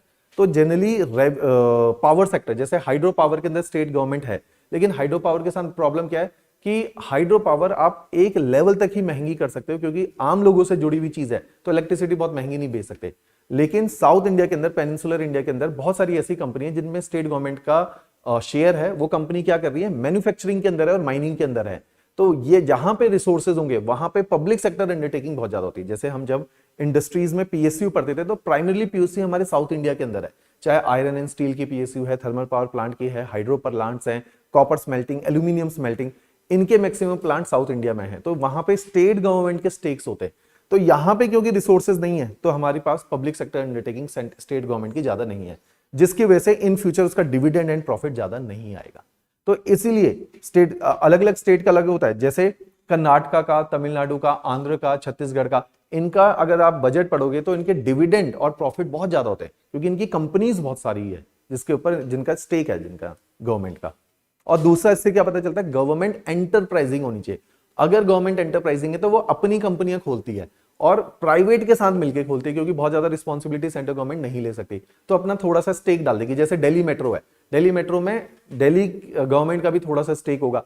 इस तरह के जो कंपनीज होती हैं, ये स्टेट गवर्नमेंट में लैकिंग है। तो इससे क्या दिख रहा है कि एंटरप्राइजिंग नहीं है। आगे स्टेट गवर्नमेंट ने, जब हम 8 एरियाज देखेंगे जहां पे गवर्नमेंट फोकस करी है, तो उसमें गवर्नमेंट तकरीबन कोशिश करेगी कि हर किसी के अंदर अपना शेयर डाल के रखे। ये इन फ्यूचर इससे पैसा कमाएगी, राइट। अब इसी में जैसे ये सारी सर्विसेज है, कुछ तो इकोनॉमिक सर्विसेज है, बाकी सारी सर्विसेज जैसे हेल्थ है, एजुकेशन है, इनसे कुछ भी पैसा नहीं कमा पा रही है गवर्नमेंट। जैसे 3,447 करोड़ रुपया इस फाइनेंशियल ईयर में इससे कमाया गवर्नमेंट ने, राइट। तो 2 जगह से हमारे पास नॉन टैक्स रेवेन्यू के सोर्सेज हैं। ये सारे नॉन टैक्स रेवेन्यू के सोर्सेज इस साल के देखने को मिल रही है। तो इकोनॉमिक सर्विसेज सबसे बड़ा एरिया है, इससे इन फ्यूचर गवर्नमेंट पैसा कमा सकती है अगर बहुत सारी कंपनीज गवर्नमेंट शुरू करेगी। देखेंगे आप, जैसे सोशल सर्विस सेक्टर, जैसे कंपनी जनरली गवर्नमेंट ज्यादा पैसा कमाने के पीछे नहीं देखती, क्योंकि ये कुछ सर्विस है जो मुनाफे में नहीं चलाना गवर्नमेंट ने, कि just for the sake government कुछ सोशल ऑब्जेक्टिव या सोशलिस्ट नेचर को परस्यू करिए, इसलिए ये सर्विसेज गवर्नमेंट दे रही है, राइट। अब तीसरा पार्ट है रेवेन्यू के, हमने दो पार्ट देखे थे, एक टैक्स था, दूसरा नॉन टैक्स था, third is grant in aid. Grant in aid आप देखोगे लगातार हिमाचल के अंदर डिप कर रही है क्योंकि ये सेंटर से आनी होती है, तो ये डिपिंग ट्रेंड है। अकेला ये एक ऐसा एरिया है grant in ad revenue receipt के अंदर जो कि डिक्लाइनिंग ट्रेंड देखने को मिला है। तो क्वेश्चन नॉट नेसेसरली डेटा के ऊपर आए, ट्रेंड के ऊपर आ सकता है। तो in absolute term grant in aid has reduced to 13,000 crore, that is just 25% total receipt का। अब देखो इससे क्या पता चलता है, अगर आपके 25% इनकम केंद्र सरकार के ऊपर आधारित है तो इससे पता चलता है कि आपकी डिपेंडेंसी कितनी ज्यादा है। 25% बहुत बड़ा अमाउंट होता है। तो अगर केंद्र सरकार इसको थोड़ा सा भी मैन्यूवर करती है तो स्टेट गवर्नमेंट जो है इस टाइम पे जैसे ऑन टोज दिख रही है उस तरह से दिख सकती है, राइट। अब एक्सपेंडिचर वाले पार्ट में देखते हैं, क्योंकि अभी एक्सपेंडिचर पिछले 2 सालों में बहुत ज्यादा चेंज हुआ है। अब एक्सपेंडिचर भी दो प्रकार के हैं, एक रेवेन्यू एक्सपेंडिचर है जो कि फिक्स कॉस्ट है गवर्नमेंट की। तो रेवेन्यू एंड कैपिटल एक्सपेंडिचर के डेटा देखिए कि टोटल रेवेन्यू का जो हमने अभी देखा भी था 79.95% आप लोगों ने ऑलरेडी लिखा हुआ है, ये रेवेन्यू एक्सपेंडिचर का पार्ट है, बाकी कैपिटल एक्सपेंडिचर का पार्ट है। Total capital expenditure is 53,000 crore और इसमें से रेवेन्यू एक्सपेंडिचर इज 42,000 करोड़, ये लिखा हुआ है डेटा। अब इसी को इस तरह से इन्होंने बाइफरकेट करते हुए दिखाया हुआ है। अब इसी में कैपिटल रेवेन्यू एक्सपेंडिचर को भी अब देखेंगे। अब रेवेन्यू एक्सपेंडिचर कैसे एकदम से इंक्रीज हुआ, 2 साल पहले देखो रेवेन्यू एक्सपेंडिचर, ये जो एक्स्ट्रा बर्डन है, ये एक्स्ट्रा बर्डन इज पेंशन, तो जो कि तकरीबन 6,000 करोड़ का एक्स्ट्रा बर्डन आया गवर्नमेंट पे। अब इसी की वजह से सारा बजट हिला है।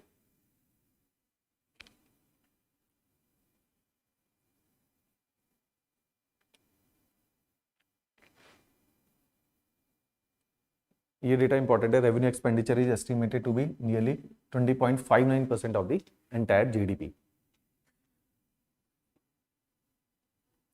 अब देखो अब इसका क्या रिपरकशन है, अगर यहां पे गवर्नमेंट है तो कैपिटल एक्सपेंडिचर गवर्नमेंट ज्यादा नहीं कर सकती क्योंकि अब खर्चे की भी लिमिटेशन है। तो बहुत ज्यादा लोन लेके गवर्नमेंट खर्चा करने के फेवर में नहीं होगी। तो आप देखोगे कि गवर्नमेंट का कैपिटल एक्सपेंडिचर डिक्लाइनिंग ट्रेंड पे, ये लिख लो, the capital expenditure has decline from the previous year. ये बहुत अच्छा साइन नहीं होता। आप देखो कि 6,000 करोड़ का अगर 63,000 करोड़ का पिछला था तो इस साल 7,000 करोड़ होना था। तो ये डेफिसिट केवल 11 का नहीं है, ये 70 होना चाहिए था, है ना, 7,000 होना चाहिए था। तो ये 18,000 करोड़ का डेफिसिट इस टाइम पे गवर्नमेंट ने बियर कर लिया, क्योंकि फ्यूचर के हिसाब से हमेशा एक्सपेंडिचर इंक्रीज होना चाहिए था जो कि उस टाइम के करंट इकोनॉमी और फ्यूचर इकोनॉमी को सपोर्ट कर सके। उल्टा गवर्नमेंट रेदर देन उस पे होल्ड करती, अब डिट्रैक्ट करने लगी गवर्नमेंट।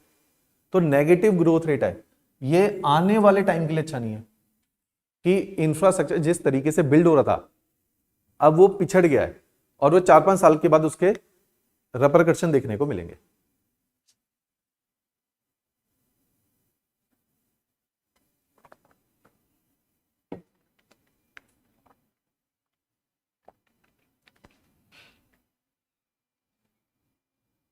राइट,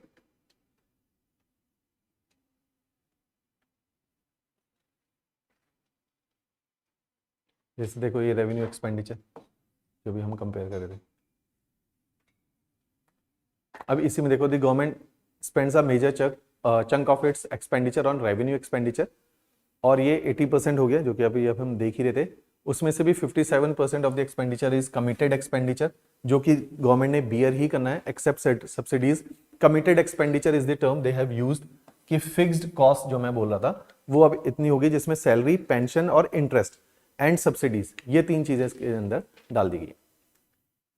राइट, अब इसी में देखो ये डेटा के साथ आपको पता चलेगा कि 19 का डेटा देखो और जब ये गवर्नमेंट फर्स्ट टाइम बनी थी वो वाले डेटा को देखेंगे।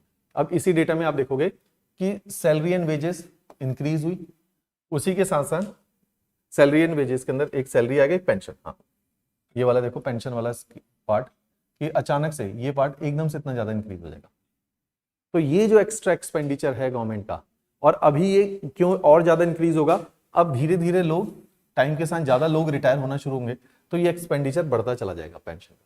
तो ये एक एड ऑन बर्डन गवर्नमेंट की पॉकेट के ऊपर अब देखने को मिला, राइट। तो इसी की वजह से सारा बजट अब आपका डिस्टर्ब होगा। अब इसका रिपरकशन क्या आएगा कि गवर्नमेंट इन फ्यूचर कैपिटल वाली साइड पे पैसा नहीं खर्च पाएगी, या गवर्नमेंट जो सोशल सेक्टर में पैसा खर्च करती थी, जो हेल्थ सेक्टर, एजुकेशन सेक्टर, इन सारे सेक्टर में पैसा खर्च हो रहा था, उसकी कमी होने लगेगी गवर्नमेंट को, जो कि अभी दिख भी रहा है पिछले 1 साल से, राइट। जैसे सब्सिडीज हैं ये उतनी ही तकरीबन चल रही है, इनफैक्ट डिक्लाइनिंग ट्रेंड पे है सब्सिडीज, ये बढ़ानी चाहिए थी गवर्नमेंट को, राइट। अब ये देखिए यहाँ पे ये ग्रोथ के ट्रेंड देखने को मिल रही है, पेंशन अचानक से इतना ज्यादा ट्रेंड में आ जाएगी, पेंशन एक्सपेंडिचर, राइट। तो ये वाले डेटा को एक दफे आप अच्छे से देख लीजिएगा। अब ये एक अलग से ग्राफ इस बार दिया गया है इकोनॉमिक सर्वे के अंदर, जिसमें स्टेट गवर्नमेंट की डेट पोजीशन को बताया गया है कि कितना कर्ज स्टेट गवर्नमेंट के ऊपर चलता जा रहा है। तो कर्ज को दो प्रकार से होता है, इंटरनली जो गवर्नमेंट अरेंज कर रही है, दूसरा जो बाहर से चाहे वर्ल्ड बैंक से लेकर आ रही है या केंद्रीय सरकार से लेकर आ रही है, वो वाला कर्ज होता है। तो इंटरनल डेट भी with the passage of time ये देखेंगे आप, ये तेजी से ये उतना ही गैप है जितना पेंशन का एक्सपेंडिचर बढ़ता गवर्नमेंट, तो ये डेट गवर्नमेंट अब लेना शुरू करेगी, राइट। डन। तो अभी ये वाले जो 2 पार्ट किए हैं, ये प्री और मेंस में ये वाले डेटा दोनों में इंपॉर्टेंट है। ये चैप्टर नंबर 2 और चैप्टर नंबर 3, ये 2 पार्ट हमने किए। Moving ahead with the chapter number 9 that is industries. अब इस पे आ जाओ।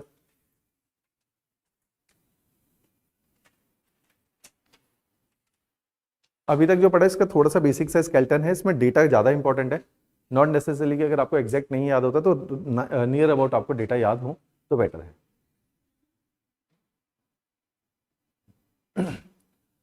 अब इंडस्ट्रीज में भी हम लोग इंडस्ट्री इकोनॉमी के 2 सेक्टर हम लोग कर चुके हैं, एक सेक्टर कर चुके, फिर एक इंडस्ट्री करें, फिर टूरिज्म को भी काफी डिटेल में करेंगे क्योंकि वो भी सर्विस इंडस्ट्री है और उसके अंदर हिमाचल के अंदर टूरिज्म अलग से एक पोर्शन है, तो हम उसको इकोनॉमिक सर्वे और स्टैटिक दोनों पोर्शन को कवर करेंगे। और टूरिज्म में आपको बताता भी था कि हर साल 3 से 4 सवाल मेंस के अंदर टूरिज्म के 101% आते हैं, तो वो एक लेक्चर ऐसा है जो तकरीबन आपका 25 से 30 मार्क्स का होता है आउट ऑफ 200, और वो आपके एक्सपेक्टेड लाइंस में ही आता है, तो वो रिवॉर्डिंग भी है।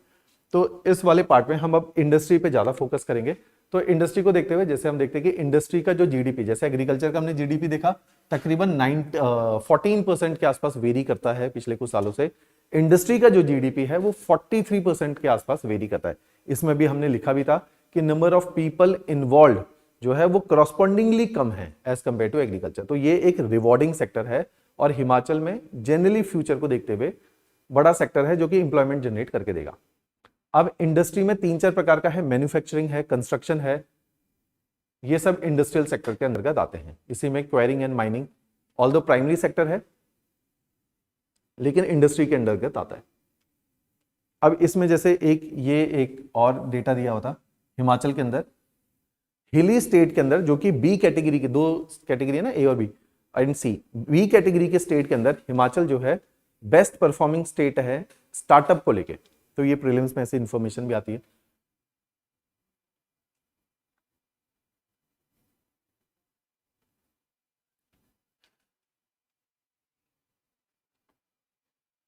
इंडस्ट्री में भी 2 सेक्टर है, मैन्युफैक्चरिंग सेक्टर जिसका कंट्रीब्यूशन 68.34% है, बाकी कंस्ट्रक्शन कई सारे प्रकार की है।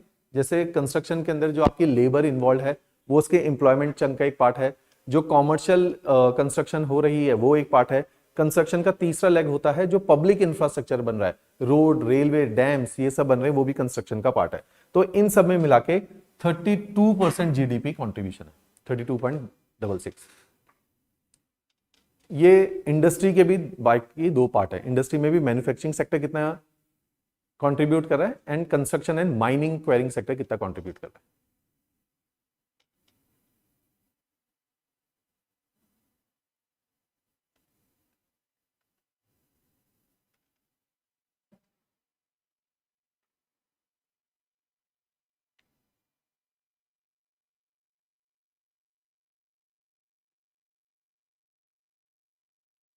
राइट। अब इसी में जैसे एग्रीकल्चर का डेटा जो हम लोग लिख रहे थे कि तकरीबन 14% के आसपास का जीडीपी कंट्रीब्यूशन है, तकरीबन 58.71% वर्कफोर्स एंगेज्ड है, यहाँ पे हमने डेटा भी लिखा भी था कि इस तरह से जो है वर्कफोर्स एंगेज्ड है हमारे पास secondary sector and tertiary sector में। तो तकरीबन 17% लोग इकोनॉमी का 43% पैसे को कमाते हैं, राइट। एक ये डेटा लिखिए। एक उद्यम पोर्टल होता है गवर्नमेंट का, उद्यम पोर्टल के अंदर है जितनी भी कंपनीज, चाहे कोई छोटा सा इलेक्ट्रिशियन है, जो भी सेल्फ एम्प्लॉयमेंट भी कर रहा है, उनके लिए एक उद्यम पोर्टल होता है। उस उद्यम पोर्टल के अंदर अभी जो रजिस्टर्ड यूनिट गवर्नमेंट के पास है वो 1,36,000 है। ये डेटा लिख लो, ये वाला नंबर इंपॉर्टेंट नहीं है, एटलीस्ट परसेंटेज आपको पता होनी चाहिए। एमएसएमई के अंदर micro small and medium enterprises, उसमें से हिमाचल में माइक्रो एंटरप्राइजेस तकरीबन 97.35% है। क्या परिभाषा माइक्रो की? इकोनॉमी तो होगी ना। माइक्रो कौन सी होती है, स्मॉल कैसे होती है? स्मॉल तो अलग है, एक तो वर्ड है माइक्रो, एक है स्मॉल, एक है मीडियम एंटरप्राइज। क्या आधार है, किस बेसिस पे परिभाषाएं बनाई गई हैं? पेड अप कैपिटल और बोलो लास्ट इन्वेस्टमेंट। यस अक्षय,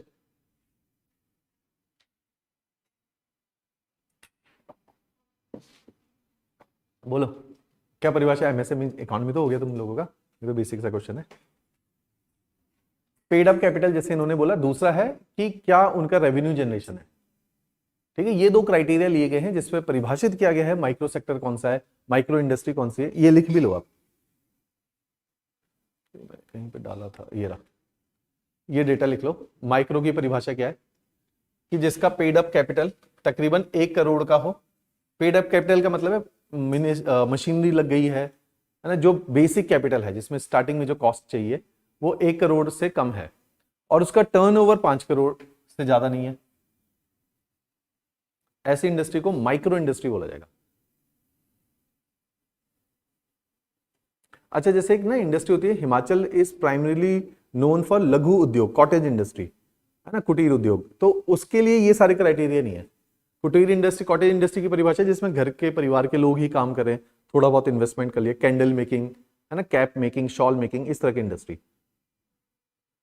तो हिमाचल में मीडियम एंटरप्राइजेस कम है, क्योंकि अगर मीडियम एंटरप्राइजेस में देखोगे तो तकरीबन 50 करोड़ की पेड अप कैपिटल इन्वेस्टमेंट है और 250 करोड़ का रेवेन्यू है। तो माइक्रो एंटरप्राइजेस ज्यादा होंगे।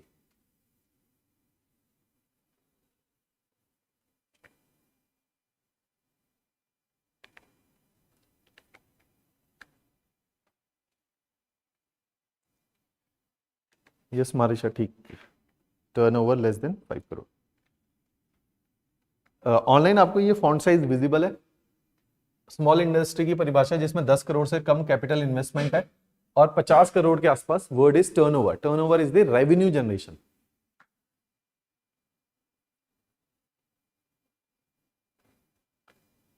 Turnover is not profit, turnover is the revenue generation, जितना वो पैसा कमा रहे हैं इंक्लूडिंग टैक्सेस।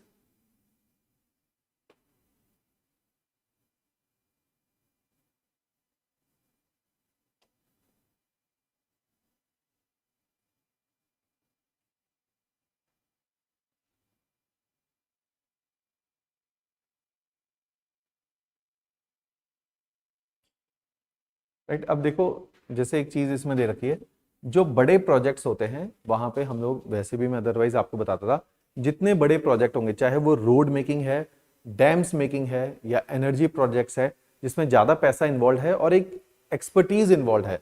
स्टेट गवर्नमेंट के पास नॉट नेसेसरली एक्सपर्टीज हो, पैसा है, रिसोर्स मोबिलाइजेशन अच्छा करके दे देगी क्योंकि स्टेट उनके हाथ में है, तो वो हमेशा प्राइवेट पार्टनरशिप के पीछे भागेंगे। वो इसलिए है कि प्राइवेट पार्टनरशिप से, क्योंकि चाहे स्टेट गवर्नमेंट के पास पैसा है लेकिन उसकी भी लिमिटेशन है कि बहुत ज्यादा नहीं, तो उनको एक प्राइवेट प्लेयर चाहिए जो पैसा इन्वेस्ट करे, साथ में इन्वेस्टेड पैसे के लिए पेन ले, तो वो एक एक्सपर्टीज भी लेकर आए। तो इसलिए प्राइवेट पार्टनरशिप के लिए हमेशा अब स्टेट गवर्नमेंट या सेंट्रल गवर्नमेंट ने रास्ते खुले किए हुए। तो ये कह रहे हैं कि स्टेट गवर्नमेंट अब इस तरह की पार्टनरशिप के लिए काफी ज्यादा ओपन हो गई है, primarily for the hydro power, क्योंकि बड़े प्रोजेक्ट होते हैं, जेस्टेशन पीरियड बहुत ज्यादा है, पैसा एंड एक्सपर्टीज बहुत ज्यादा लगती है। उसके अलावा जो ये छोटे मोटे प्रोजेक्ट्स हैं, इसके लिए हमेशा एक इकोसिस्टम, जिसकी अभी हम बात करेंगे इंडस्ट्रियल पॉलिसी की, कि इकोसिस्टम क्रिएट करेगी कि बाकी इंडस्ट्री आपके स्टेट में आके खोलने का लोग प्रयास करें। तो वो इंडस्ट्री के लिए ये थ्रस्ट एरिया है इस टाइम पे, इसको भी लिख लो। बाकी 8 इंडस्ट्री के बारे में लिखेंगे। Medicine is one of them, medicine, electronics, energy, transportation, construction, textile, chemicals and pharmaceuticals. क्योंकि ये सारी वो इंडस्ट्री हैं जो प्राइमरीली रॉ मटेरियल बेस्ड नहीं है, इसलिए इस तरह की इंडस्ट्री ही हिमाचल में लग सकती है, क्योंकि हिमाचल में रॉ मटेरियल की कमी है, बेसिकली मिनरल्स की कमी है।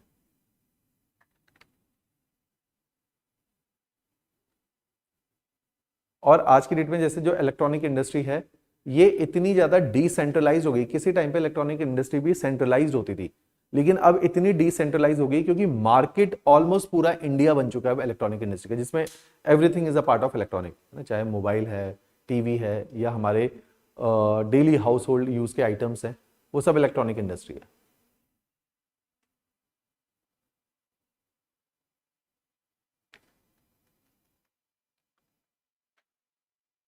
राइट, ये एम्प्लॉयमेंट वाला फिर से एक बार डेटा हम लोग गो थ्रू करेंगे। अब इसी में ये पाई चार्ट के थ्रू भी आप बना सकते हो, जो अभी हम लोग डेटा लिख रहे थे कि अलग अलग सेक्टर में कैसे अलग अलग प्रकार से लोग इन्वॉल्व हैं। एग्रीकल्चर है, ये सेकेंडरी सेक्टर के अंदर प्राइमरी इंडस्ट्री, और टर्शरी सेक्टर के अंदर कितने लोग इन्वॉल्व हैं, ये लोग हैं, ये उनका अच्छा एक जीडीपी कंट्रीब्यूशन का भी ऐसी डायग्राम और था। ये सेकेंडरी सेक्टर के अंदर भी अलग अलग प्रकार से कैसे लोग इन्वॉल्व हैं, जिसमें primarily related with the construction sector. Himachal में तो मैक्सिमम शेयर एम्प्लॉयमेंट के अंदर कंस्ट्रक्शन सेक्टर का है, followed by manufacturing sector, then electricity and other utilities. Right, mining का हम लोग पहले भी लिख रहे थे कि ये एक छोटा सेक्टर है गवर्नमेंट को देखते हुए। ये वाला डेटा लिख लीजिए आप, 4 सेक्टर्स है इसमें। Mining and quarrying 2%, manufacturing 41%, construction sector constitute largest sector, 50% of the labor force employed in the secondary sector इसके अंदर है, and electricity 7%।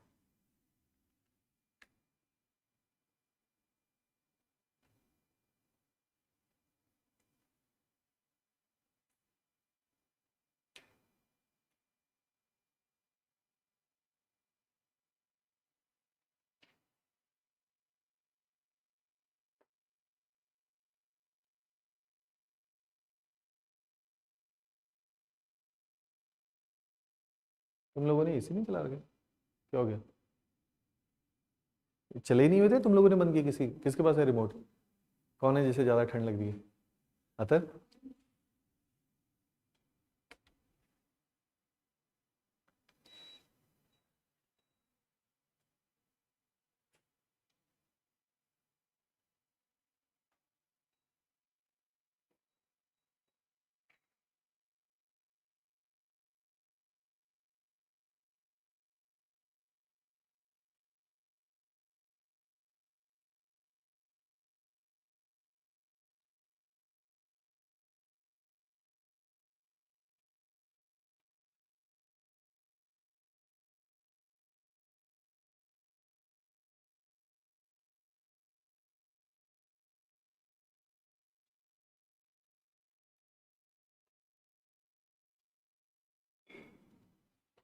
राइट, ये इंडस्ट्री और उसके सब सेक्टर का कुछ डेटा दे रखा है, contribution of industrial sector to the total GS से। दो डेटा क्या है?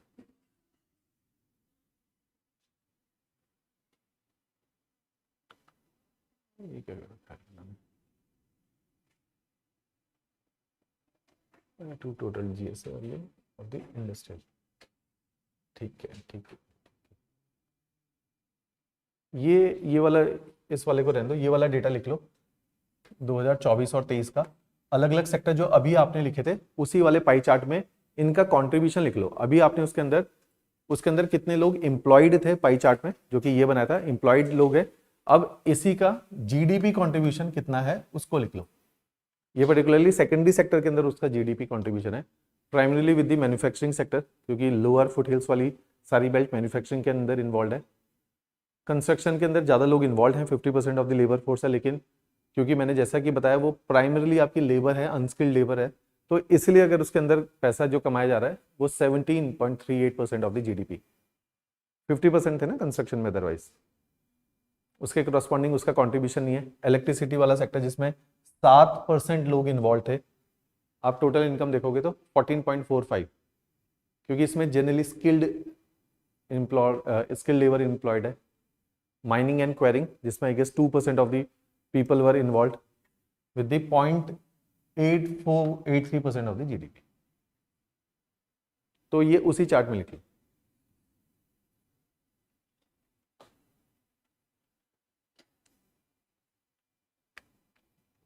मैन्युफैक्चरिंग में 41% ऑफ द पीपल।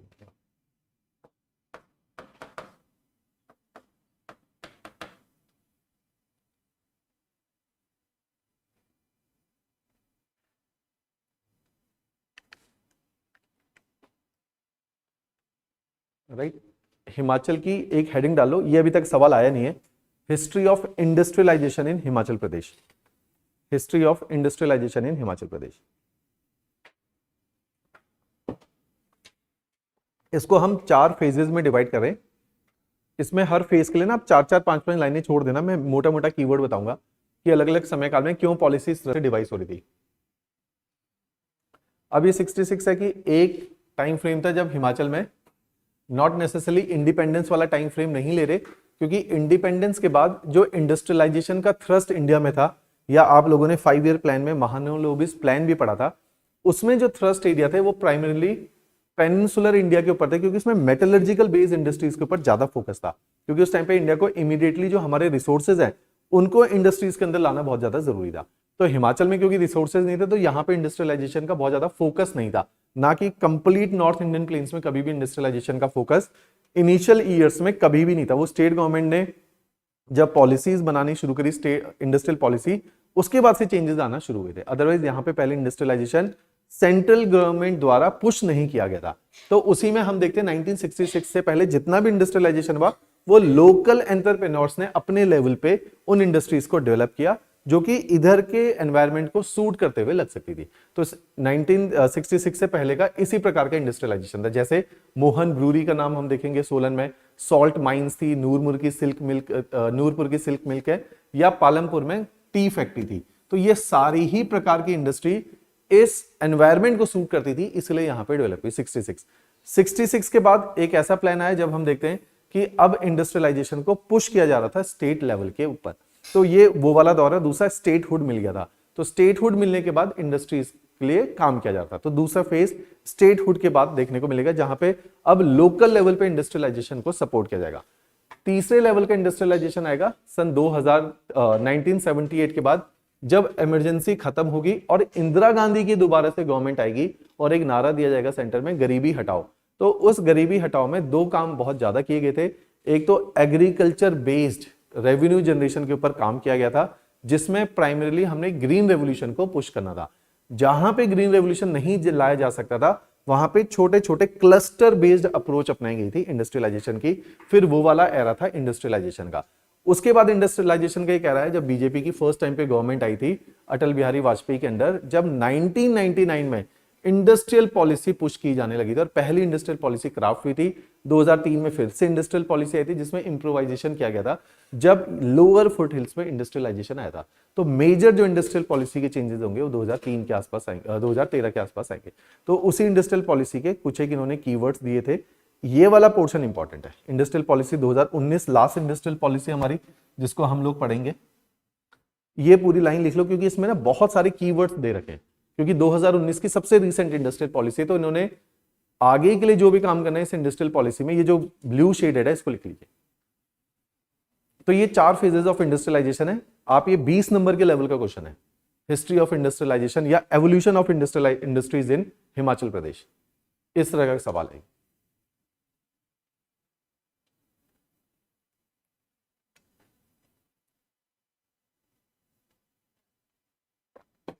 देखो मेंस में ना तुमने 2 एरियाज में बहुत फोकस करना है। एक तो इन जनरल GS3 के ऊपर जो कि मैं बोलता ही हूं, दूसरा है हिमाचल के ऊपर HPGK के ऊपर, क्योंकि HPGK प्रीलिम्स का टफ है, मेंस का आसान है, क्योंकि प्रीलिम्स में बहुत रट्टा है। मेंस का HPGK जो मैंने पोर्शन पढ़ा लिए हैं, ये अकेला अगर आप देखोगे GS3 के अंदर HPGK तकरीबन 40% भी चला जाता है। GS2 में सबसे कम HPGK आता है, इसलिए सबसे कम मार्क्स GS2 में मिलते हैं। तो अगर HPG के जो मेंस वाली किताब आप लोगों के पास है, थोड़ा सा उसमें अपडेशन की जरूरत है जो हम इन क्लास लेक्चर्स में कर रहे हैं। तो अगर HPG के मेंस में आपका होल्ड है तो मेंस में GS में रैंक आने के अच्छे चांसेस होते हैं। जैसे कुछ स्टूडेंट है, जैसे इस बार भी एक स्टूडेंट है रैंक 3, उसका GS2 और 3 इसकी वजह से रैंक बहुत अच्छा आ पाया। ऐसे ही कुछ साल पहले एक लड़का है विपिन, रैंक 4 था, मेंस में उसके हाईएस्ट मार्क्स थे 292 492, उसका GS3 में 130 वाज द स्कोर, तो वो ऑल टाइम हाई आया 200 में से 130। तो GS3 बहुत रिवॉर्डिंग है, ये आपको अच्छी रैंक ला के देता है। और बहुत आसान क्वेश्चन आते हैं, जनरली इसमें आसान क्वेश्चन आते हैं।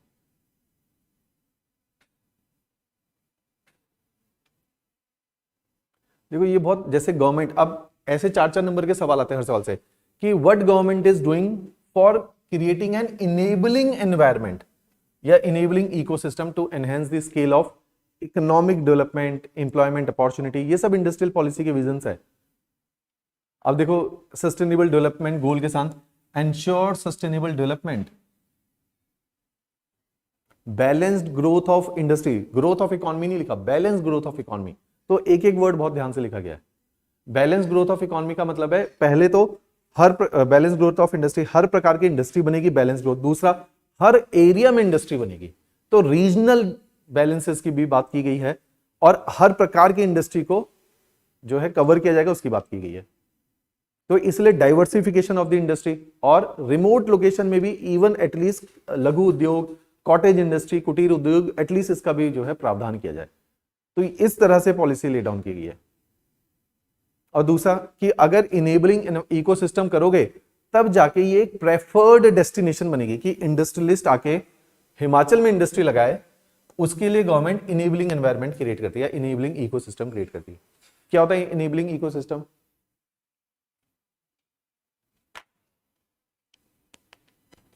बताओ इनेबलिंग इकोसिस्टम क्या हो सकता है, बताओ साक्षी। अरे प्रोवाइड करना सच्चा है, इनेबलिंग एनवायरनमेंट ये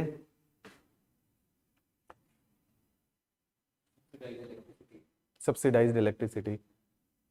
बताओ, योर गुड नेम इज निधि, बोलो बोलो श्वेता। कौन सा टैक्स, स्टेट गवर्नमेंट कौन सा टैक्स लेती है इंडस्ट्री से? क्या होता है इज ऑफ डूइंग बिजनेस? बिल्कुल, ये गवर्नमेंट के वर्ड्स हैं, हमें ना इसका मतलब पता होना चाहिए। What do you mean bye is of doing business? बताओ अदिति।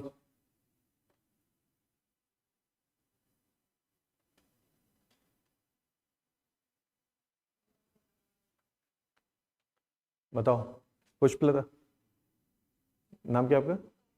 पुष्पलता, अच्छा तुम्हारे साथ बैठती थी पुष्पलता, बोल पाए।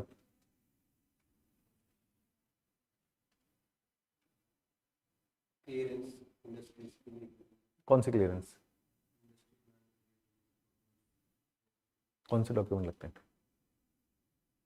मैं इसलिए पूछा, कई बार ना क्वेश्चन जेन्युइनली ऐसे ही आने लगे कि what do you mean by enabling environment, ease of doing business, है ना, laying down red carpet, government कह रही कि हम रेड कारपेट बिछा रहे रेड टेपिज्म की जगह, तो लिख लो red tapism to red carpet, government ने लाइन दी है।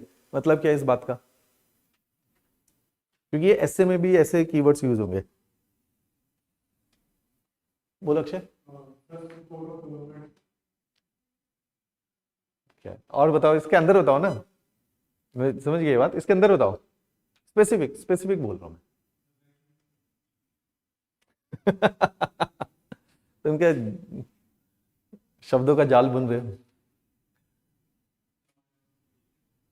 इसमें इसका वो वन ऑफ द एस्पेक्ट है, जनरली इनेबलिंग एनवायरनमेंट में बहुत हाई प्रेफरेंस नहीं होती उसकी, है ना, वो भी एक पार्ट है। जैसे यूपी के लिए होगा तो उसके लिए होता है सबसे पहले लॉ एंड ऑर्डर ही सुधार दे, या बिहार के लिए होगा जहां पे इंडस्ट्रीज आके सपोर्ट करे, है ना। इंडस्ट्रियल कॉरिडोर जब बनाते हैं, बेसिकली इंडस्ट्रियल पॉलिसी बनाते हैं, उसमें वो इतना महत्वपूर्ण नहीं होता, क्योंकि ये मान के चलता है अच्छा लॉ एंड ऑर्डर तो हो गई इनके पास।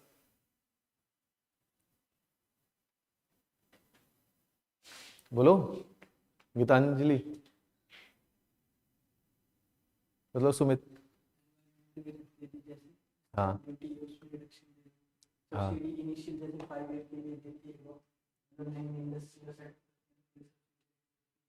बिल्कुल। अब जैसे गवर्नमेंट क्या कहती है कि इंडस्ट्री, अलग अलग प्रकार की इंडस्ट्री है, प्राइमरीली इंडस्ट्री की बुंदा ही क्या है, जो manufacturing based industry government promote क्या कर रही है, manufacturing based industry lower foot hills में ना, उसी के लिए मेजरली इंडस्ट्रियल पॉलिसी आ रही है। मैन्युफैक्चरिंग इंडस्ट्री के लिए ना बहुत बड़ी प्रॉब्लम होती है इलेक्ट्रिसिटी, जो सबसे बड़ा प्रावधान गवर्नमेंट करती है कि इलेक्ट्रिसिटी इंसेंटिव दे देती है, या इलेक्ट्रिसिटी के रेट, जैसे फॉर एग्जांपल कॉमर्शियल बिजली महंगी होती है, हम लोग इस बिल्डिंग में बैठे हैं, कॉमर्शियल है, आप लोगों के घरों में चंडीगढ़ में जो बिल आता है वो जनरली पर यूनिट होता है 2 रुपए 12 पैसे, 100 यूनिट तक, 100 से 200 तक, फिर एक प्रावधान है कि 3.5 रुपए 4 रुपए ऐसे, यहाँ पे मिनिमम इज 6 रुपीज, है ना। अच्छा पंचकुला चले जाओ, वहां पे है 8 रुपए, वहां पे हम लोगों ने पहले एक बार जो है, पहले जब सिविल टैप शुरू किया, 1-1.5 महीना में एक बिल्डिंग में बैठे जिसमें 2 ही कमरे थे, वहां बिजली का बिल आता था 1 लाख रुपए, और वहां का रेंट था 40,000 रुपए। तो बिजली इतनी महंगी अगर स्टेट गवर्नमेंट कर देगी तो कौन आके इंडस्ट्री लगाएगा, ये तो एक हम 2 कमरों की बात करें, जब इतनी बड़ी मैन्युफैक्चरिंग यूनिट है जिसमें इतनी बड़ी बड़ी मिल्स चल रही हैं, इतने बड़े बड़े प्लांट्स चल रहे हैं, रोबोटिक, मतलब प्लांट्स तो आजकल रोबोटिक ड्रिवन है, इतने बड़े बड़े प्लांट्स चलेंगे तो सबसे बड़ी खपत ही बिजली की है। इसलिए अगर आप देखोगे, आप सोचोगे यार ये बिजली के बिल में माफी क्यों दे रही है या इंसेंटिव्स क्यों दे रही है, क्योंकि बिजली के बिल ऐसी इंडस्ट्री में बहुत ज्यादा होते हैं, राइट। तो electricity is one of the major constraint, तो इलेक्ट्रिसिटी को इंसेंटिवाइज गवर्नमेंट करती है। तो इन सबको बोलते हैं, ये एक फैक्टर है enabling environment, red tapism to red carpet. जैसे इन्होंने बोला क्लियरेंस, अब एक छोटी सी इंडस्ट्री लगाने के लिए 1000 प्रकार की क्लियरेंस होती है। जैसे एक है एनवायरमेंटल क्लियरेंस, अगर पेट्रोल पंप भी खोलना है ना तो उसके लिए 14 क्लियरेंस चाहिए होती है, एनवायरमेंटल क्लियरेंस। दूसरा, जहां पर लैंड एक्विजिशन हुआ होगा वो लैंड एग्रीकल्चर का रहा जरूर होगा उससे पहले, तो एग्रीकल्चर से कॉमर्शियल पर्पसेस में ट्रांसफर हो रहा है तो इसके लिए पेपर वर्क बहुत ज्यादा लगेगा, तो इसका भी एक क्लियरेंस आपको चाहिए। फिर आपने जो इंडस्ट्री लगाई वो एनवायरमेंटल लेवल पे अलग अलग मिनिस्ट्री है जो एनवायरमेंटल लेवल पे ही, कि वो एयर पोल्यूशन तो नहीं कर रही, वाटर पोल्यूशन तो नहीं कर रही है, साउंड तो नहीं कर रही, कि ऐसे एरिया में लग गई है जहां रेजिडेंट, जैसे इस बिल्डिंग के अंदर प्रेस चलती है ना, प्रिंटिंग होती है, लेकिन कभी आवाज नहीं आएगी क्योंकि वो बेसमेंट में 26 फीट नीचे, तो मींस उसकी आवाज कभी भी, क्योंकि रेजिडेंशियल सेक्टर है आसपास, उनको आवाज नहीं आनी चाहिए रात को, तो नॉइज लेवल भी देखना है। तो हर इंडस्ट्री के लिए इन सबको मिला के बोलते हैं एनवायरमेंटल क्लियरेंस। तो एक एनवायरमेंटल, मतलब केवल एनवायरमेंटल क्लियरेंसेस 10 प्रकार की हो सकती हैं। फिर उसके बाद है कि और कई सारे प्रकार के प्रावधान चाहिए। दूसरा कि इंडस्ट्री जब भी आएगी तो इंडस्ट्री को सॉफ्ट लोनिंग चाहिए। अगर कोई प्लांट लगा है जिसमें 50 करोड़ की इन्वेस्टमेंट है तो उस 50 करोड़ की इन्वेस्टमेंट को इंडस्ट्रियलिस्ट चाहेगा कम रेट ऑफ इंटरेस्ट में उसको पैसा मिले उस प्लांट को लगाने के लिए, तो इसके लिए भी गवर्नमेंट प्रावधान करेगी। फिर जैसे एक स्कीम गवर्नमेंट ऑफ इंडिया ने, हिमाचल की गवर्नमेंट ने निकाली, होम स्टे स्कीम। अब होम स्टे स्कीम निकालने से होम स्टे कैसे बढ़ जाएंगे, तो गवर्नमेंट कहेगी कि आप अपने घर को रेनोवेट करो, बढ़िया सा बनाओ, अगर आप 50 लाख का लोन लेते हो, 25 लाख के लोन पे सब्सिडी हम माफ कर देंगे आपका, आपने 25 लाख के लोन पे ही किस्त भरनी है। तो गवर्नमेंट क्या कर रही है, आपको प्रमोट कर रही है, यार आप लोन लेके अपने घर को बेटा करो ताकि कोई वहां पे आके रह सके। तो इस तरह से गवर्नमेंट टैक्स बेनिफिट देगी, सब्सिडीज देगी। तो अगर ये सारे प्रावधान करेगी तो हम बोलेंगे red carpet to red tapism कर रही है, इनेबलिंग इकोसिस्टम लेकर आ रही है। साथ ही साथ ये सारी क्लियरेंस, आपको सरकारी दफ्तरों में जूते घिसने की जरूरत नहीं है, एक सिंगल विंडो, इसमें एक वर्ड होता है सिंगल विंडो क्लियरेंस। आप इनके उद्यम पोर्टल पे चले जाओ, वहां पे अपनी नेचर ऑफ इंडस्ट्री डाल दो, जैसे आपने नेचर ऑफ इंडस्ट्री डाली 10 टाइप के क्लियरेंसेस की बात हो गई, तो आपने वहीं से अप्लाई कर दिया ऑनलाइन ही। आजकल जितना ई फाइलिंग हो गई है, मैक्सिमम ई फाइलिंग, अब ये स्टेट गवर्नमेंट का काम होता है ई फाइलिंग करवाना, तो स्टेट गवर्नमेंट, इसलिए आप देखोगे हिमाचल की गवर्नमेंट, हम लोग आईटी भी कवर करेंगे, सब यूनिट 3 यूनिट 2 के अंदर आपका आईटी है सारा, कि आईटी इनिशिएटिव क्या लिख रहे हैं, एग्रीसेक क्या है ना, केवीसी सेंटर्स क्या होते हैं, तो ये सारा पार्ट आईटी। तो इसको बोला जाता है स्टेट, सेंट्रल गवर्नमेंट भी कर रही है e governance. E governance central government की डिफरेंट होगी, स्टेट गवर्नमेंट की ई गवर्नेंस डिफरेंट होती है, क्योंकि स्टेट गवर्नमेंट के जो सब्जेक्ट्स हैं वहीं पे ई गवर्नेंस में उन्हीं को ट्रांसफॉर्म कर सकती है गवर्नमेंट, तो उनके ऊपर जो इनिशिएटिव लिए जा रहे हैं वो ई गवर्नेंस इनिशिएटिव है। हिमाचल आसपास के नेबरिंग स्टेट से ई गवर्नेंस इनिशिएटिव में बहुत आगे है, राइट। तो क्योंकि उसकी वजह से ही यहाँ पे इंडस्ट्रियल डेवलपमेंट हिली एरिया होने के बाद भी रिलेटिवली इजी हो पाई है, क्योंकि इस तरह के प्रावधान सरकार ने किए हैं। तो सिंगल विंडो क्लियरेंस सिस्टम, ये सब प्रोविजन गवर्नमेंट लाई है, इसी को बोलेंगे हम red carpet, red tapism to red carpet, right, या इनेबलिंग इकोसिस्टम क्रिएट करना। तो ये सब भी हम लोगों ने इंडस्ट्रियल पॉलिसी जब लास्ट में पढ़ेंगे इसके बाद, तो उसमें यही सारी चीजें डिस्कस करनी कि गवर्नमेंट ने ईज कैसे कर दिया इन सारी चीजों। क्लियर। अब इसी में सस्टेनेबल डेवलपमेंट गोल के साथ कुछ एक रिलेट किया था, इन्होंने तो केवल सस्टेनेबल डेवलपमेंट गोल लिख दिया था। तो इंडस्ट्रीज के साथ दो गोल काफी ज्यादा कोरिलेट हो रहे थे, गोल नंबर 8 और गोल नंबर 9। गोल नंबर 8 लिख लो, decent work and economic growth. Industries and SDG को आप कनेक्ट करेंगे हमेशा, चाहे एससे आ जाए, इंटरव्यू आ जाए या पेपर आए, तो वहां पे जरूर लिखना सस्टेनेबल डेवलपमेंट और गोल का नंबर लिखना, गोल नंबर 8 और 9, वेग मत लिखना, केवल एसडीजी। तो गोल नंबर 8 को पूरा लिख लो, promote sustained inclusive sustainable economic growth. तो इसमें एक एक वर्ड इंपॉर्टेंट है, सस्टेन्ड, इंक्लूसिव।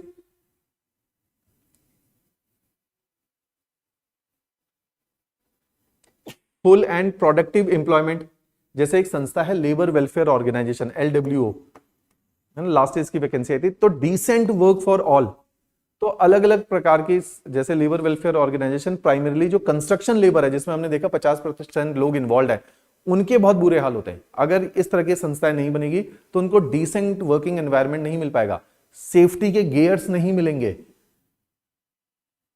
जैसे अगर आप देखोगे अभी ministry of highway and transportation ने एक इनिशिएटिव लिया कि जितने भी इंडिया में ट्रक्स हैं इनको एयर कंडीशनड कर दो, तो वो इस चीज को फॉलो करें, डिसेंट वर्क फॉर ऑल।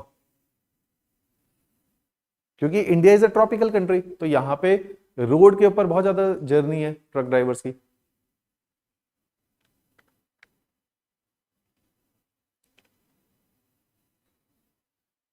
ऐसी SDG 9 build resilient infrastructure, promote inclusive and sustainable industrialisation. ये विजिबल है लास्ट सीट तक फॉन्ट, अक्षय विजिबल है font?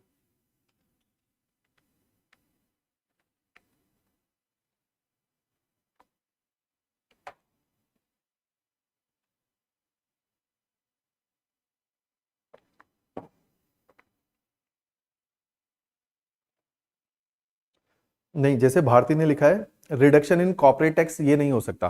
Corporate tax central government का प्रेरोगेटिव है, ये कभी रिड्यूस नहीं होता, इसका पूरे इंडिया में एक ही स्लैब रहती है।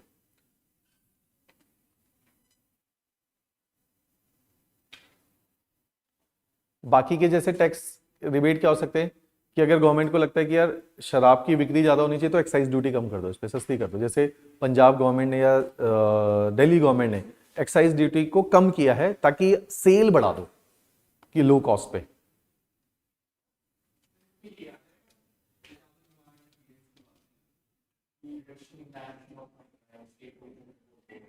रिडक्शन इन,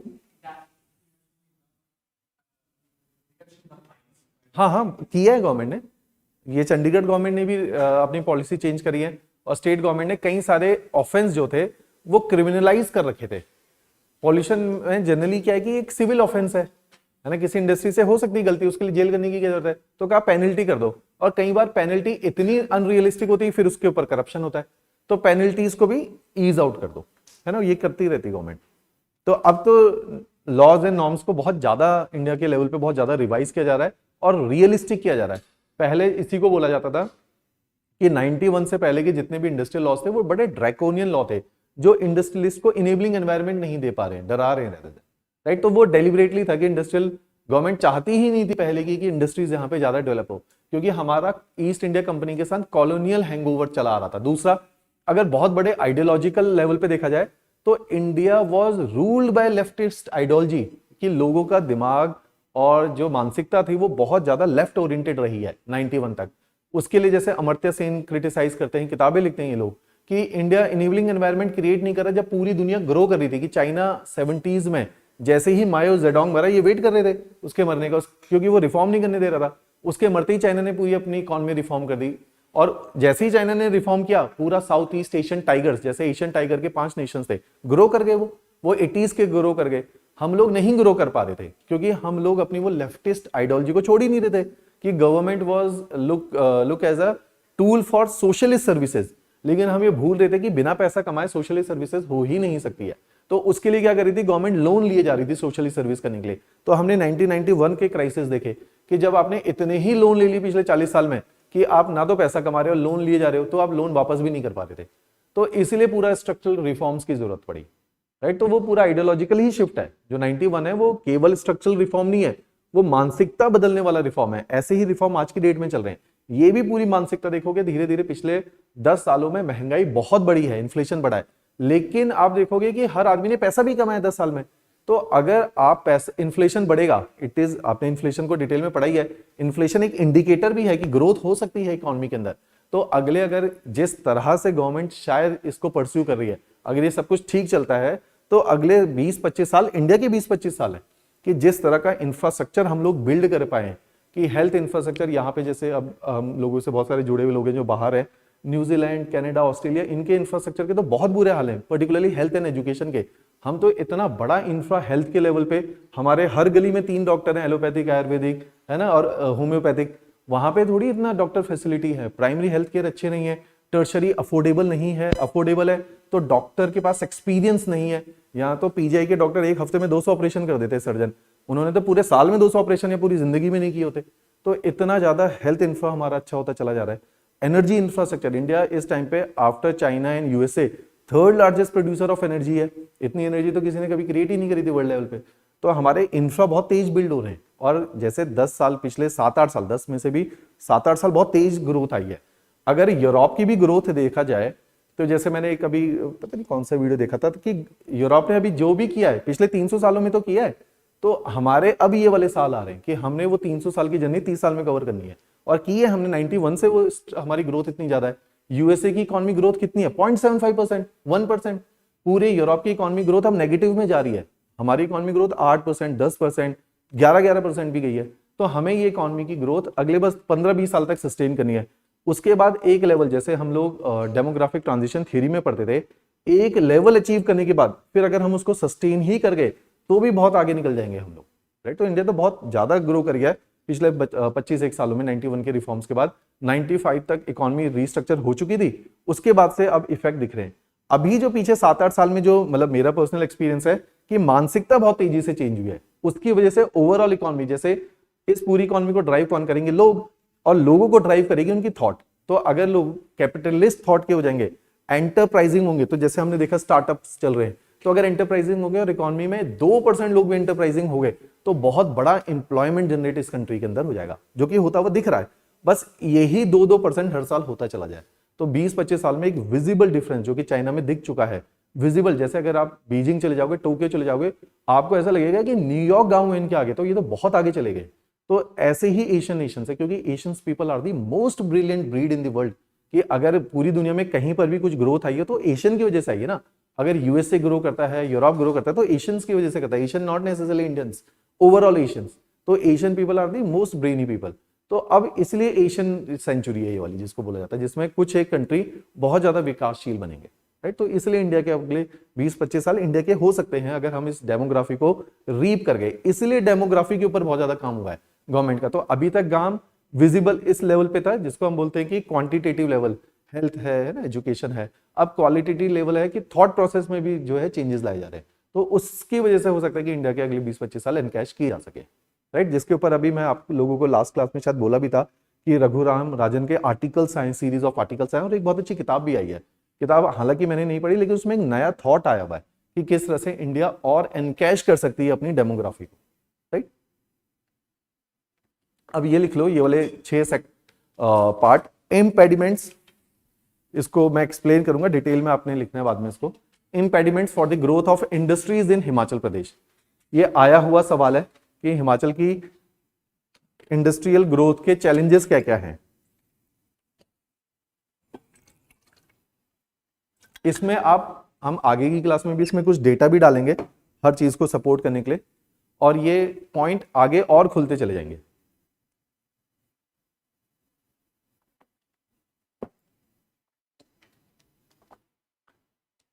जैसे मैंने केवल रिसोर्सेज वाली बात करी थी, तो इसमें हम डेटा जो अभी तक हमने लिखा था, माइनिंग एंड क्वेरिंग में कितने लोग इन्वॉल्व हैं, क्या उसका जीडीपी आउटपुट है, तो हम लिखेंगे कि ओवरऑल परसेंटेज भी लिखेंगे कि पूरी इकोनॉमी के रिस्पेक्टिवली रिसोर्सेज ही नहीं है, मिनरल रिसोर्सेज लिखोगे यहाँ पे ना, मिनरल रिसोर्सेज। इसी मिनरल रिसोर्सेज पे इंडस्ट्रियलाइजेशन डिपेंड करेगा, इसलिए वो इंडस्ट्रियलाइजेशन डेवलप नहीं हो पाएगा। जब भी ज्योग्राफिकल चैलेंजेस लिखोगे, ज्योग्राफिकल चैलेंजेस इंडस्ट्री को कैसे हिंडर करेंगे, इंडस्ट्री को देखो चाहिए क्या क्या, जो हमने फैक्टर्स पढ़े थे इंडस्ट्रियलाइजेशन के, इंडस्ट्री को चाहिए इनपुट, और इंडस्ट्री देगी एक आउटपुट। आउटपुट के लिए इंडस्ट्री को चाहिए मार्केट। अब हिमाचल के अंदर primarily scattered and rural settlement है, जो कि मार्केट के लिए बहुत ज्यादा अच्छी चीज नहीं है। जैसे सेक्टर शहर मार्केट होती है, क्योंकि शहर में पॉपुलेशन डेंसिटी बहुत ज्यादा है। हिमाचल में स्कैटर्ड सेटलमेंट मींस एक तो पॉपुलेशन डेंसिटी जस्ट 121 पर्सन पर स्क्वायर किलोमीटर, 123 पर्सन पर स्क्वायर किलोमीटर, और दूसरा स्कैटर्ड है ओवरऑल सेटलमेंट, हिली सेटलमेंट है। तो इंडस्ट्री में मार्केट तक अपने सामान पहुंचाने की कॉस्टिंग बहुत ज्यादा आती है।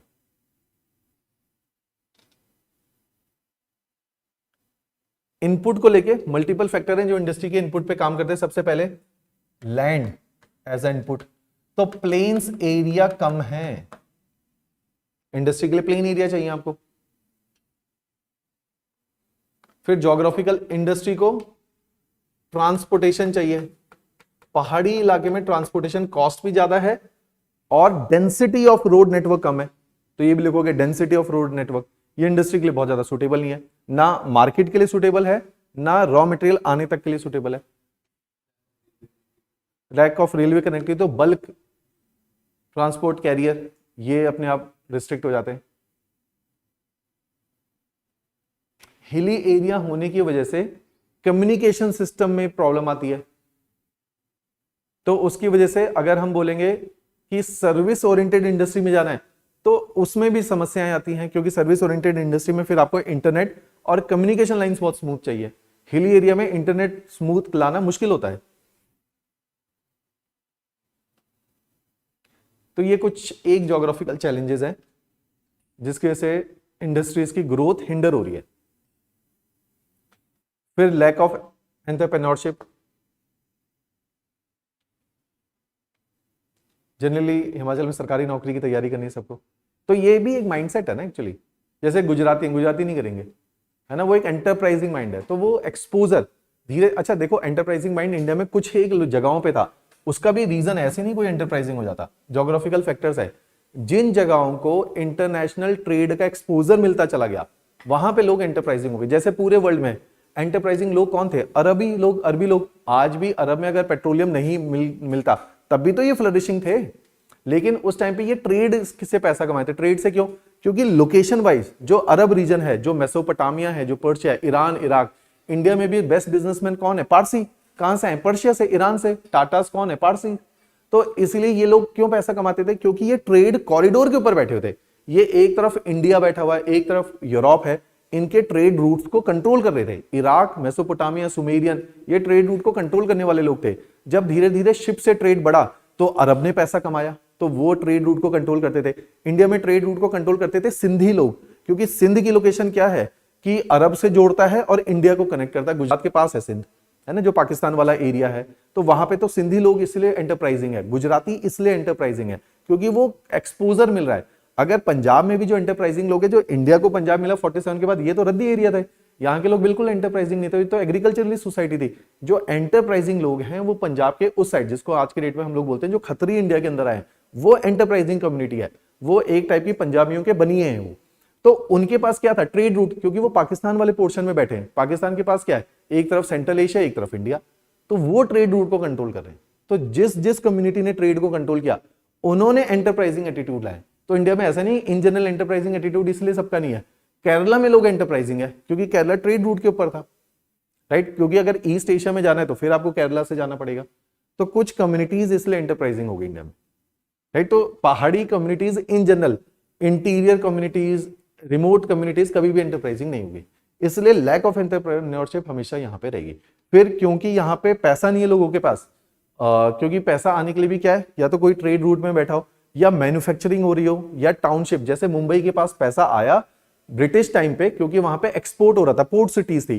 पोर्ट सिटीज में बिजनेसमैन ने पैसा कमाया जो बेसिकली ट्रेड कर रहे हैं, उन्होंने पैसा कमाया, तो वही बिजनेसमैन इन फ्यूचर मैन्युफैक्चरिंग में, जैसे टाटाज मैन्युफैक्चरिंग में इसलिए जा पाए क्योंकि उन्होंने ट्रेडिंग से पैसा कमाया। तो इंडिया में भी गुजरात और महाराष्ट्र के अंदर इसलिए फैक्ट्री लग पाई क्योंकि ट्रेडिंग से एक बार पैसा कमा लिया, तो इनिशियल इन्वेस्टमेंट, इनिशियल कैपिटल आ चुका है। यहाँ पे वो इनिशियल कैपिटल नहीं आ पा रहा अभी भी लोगों के हाथ में, तो यहाँ पे इसलिए मैक्सिमम जो है लोअर मिडिल क्लास है जिसके पास कैपिटल नहीं है। तो scarcity of capital will be the one of the issue. अब lack of entrepreneurship and scarcity of capital की वजह से इंडस्ट्री नहीं आएंगी। अच्छा, केवल स्कार्सिटी ऑफ कैपिटल के बिना भी इंडस्ट्री आ सकती है, क्योंकि बैंक लोनिंग करेगा, लेकिन उसके लिए एंटरप्रेन्योरशिप चाहिए। तो तभी किसी को पता होगा यार बैंक से लोन लिया जा सकता है और बिजनेस शुरू किया जा सकता है। तो इन दोनों के कंबाइंड इफेक्ट से इंडस्ट्रीज डेवलप नहीं हो पाएंगी। फिर लास्ट पार्ट है कि हिमाचल के अंदर जिस तरह के कॉलेजेस हैं उसमें है क्या, मैक्सिमम लोग बीए बीएससी, तो ये इंडस्ट्रियल लेबर फोर्स के लिए इंपॉर्टेंट नहीं है।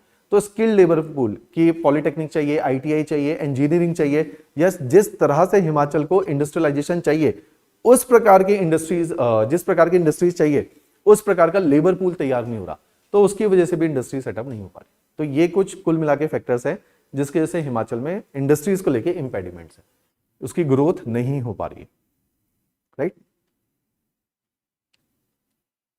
अब गवर्नमेंट ने ये 8 एरियाज लिख लेंगे, अगली क्लास में डिस्कस करेंगे। 8 एरियाज आइडेंटिफाई किए हैं। सर्वे में तो बस एक एक पैराग्राफ लिख लिया, हम इसको डिटेल में पढ़ेंगे क्योंकि ये ओवरऑल अंडरस्टैंडिंग ऑफ हिमाचल आपकी अच्छी कर देगा कि कैसे अलग अलग इंडस्ट्री अलग अलग एरियाज को कैटर कर रही है। तो 8 एरियाज है, ये सर्वे में एरियाज लिखे हुए बस। Focus sector of investment in Himachal Pradesh, इसी की वजह से जो हमने बोला कि इंक्लूसिवनेस लेकर आएगी, बैलेंस ग्रोथ लेकर आएगी और सस्टेन्ड ग्रोथ लेकर आएगी। वो इस तरह से होगा जैसे एक पूरा सेक्टर बनाया जो एग्रीकल्चर को इन फ्यूचर सपोर्ट करने वाला है, एग्री बिजनेसेस, जिसमें food processing, post harvest technology, अभी इसके ऊपर बहुत काम होना है, पोस्ट हार्वेस्ट टेक्नोलॉजी के ऊपर। पोस्ट, क्योंकि हिमाचल में प्राइमरीली हॉर्टिकल्चर बेस्ड क्रॉप्स है, अगर पोस्ट हार्वेस्ट टेक्नोलॉजी अच्छी नहीं होगी तो वेस्ट हो जाएगा सारा। अगर 10-20% की भी वेस्टेज है, जो कि इंडिया की ओवरऑल वेस्टेज है, तो ये बहुत बड़ा चंक है। तो इसके ऊपर अभी काफी काम करना है।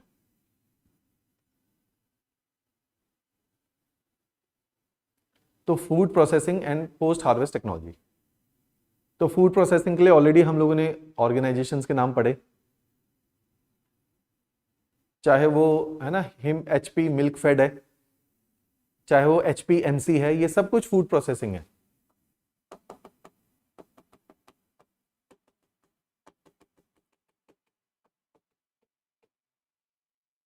अच्छा, एग्री बिजनेसेस देखो, एग्री बिजनेसेस क्या है, किसी भी प्रकार की इंडस्ट्री जो एग्रीकल्चर को सपोर्ट भी करे, फर्टिलाइजर, टूल्स मेकिंग, ये सब एग्रीकल्चर से रिलेटेड बिजनेस, सीड इंडस्ट्री, ये सब एग्रीकल्चर से बिजनेसेस आ रहे हैं। क्योंकि अब जब 58% पीपल इन्वॉल्व हैं with the 14% of the GDP, तो इसके ऊपर काम करना है। फिर जो लोअर फुट हिल्स है, मैन्युफैक्चरिंग एंड फार्मास्यूटिकल वहां पे आ जाएगा। जो मिडल हिमालयाज हैं वहां पे टूरिज्म, हॉस्पिटैलिटी, इस इंडस्ट्री को सपोर्ट किया जाएगा।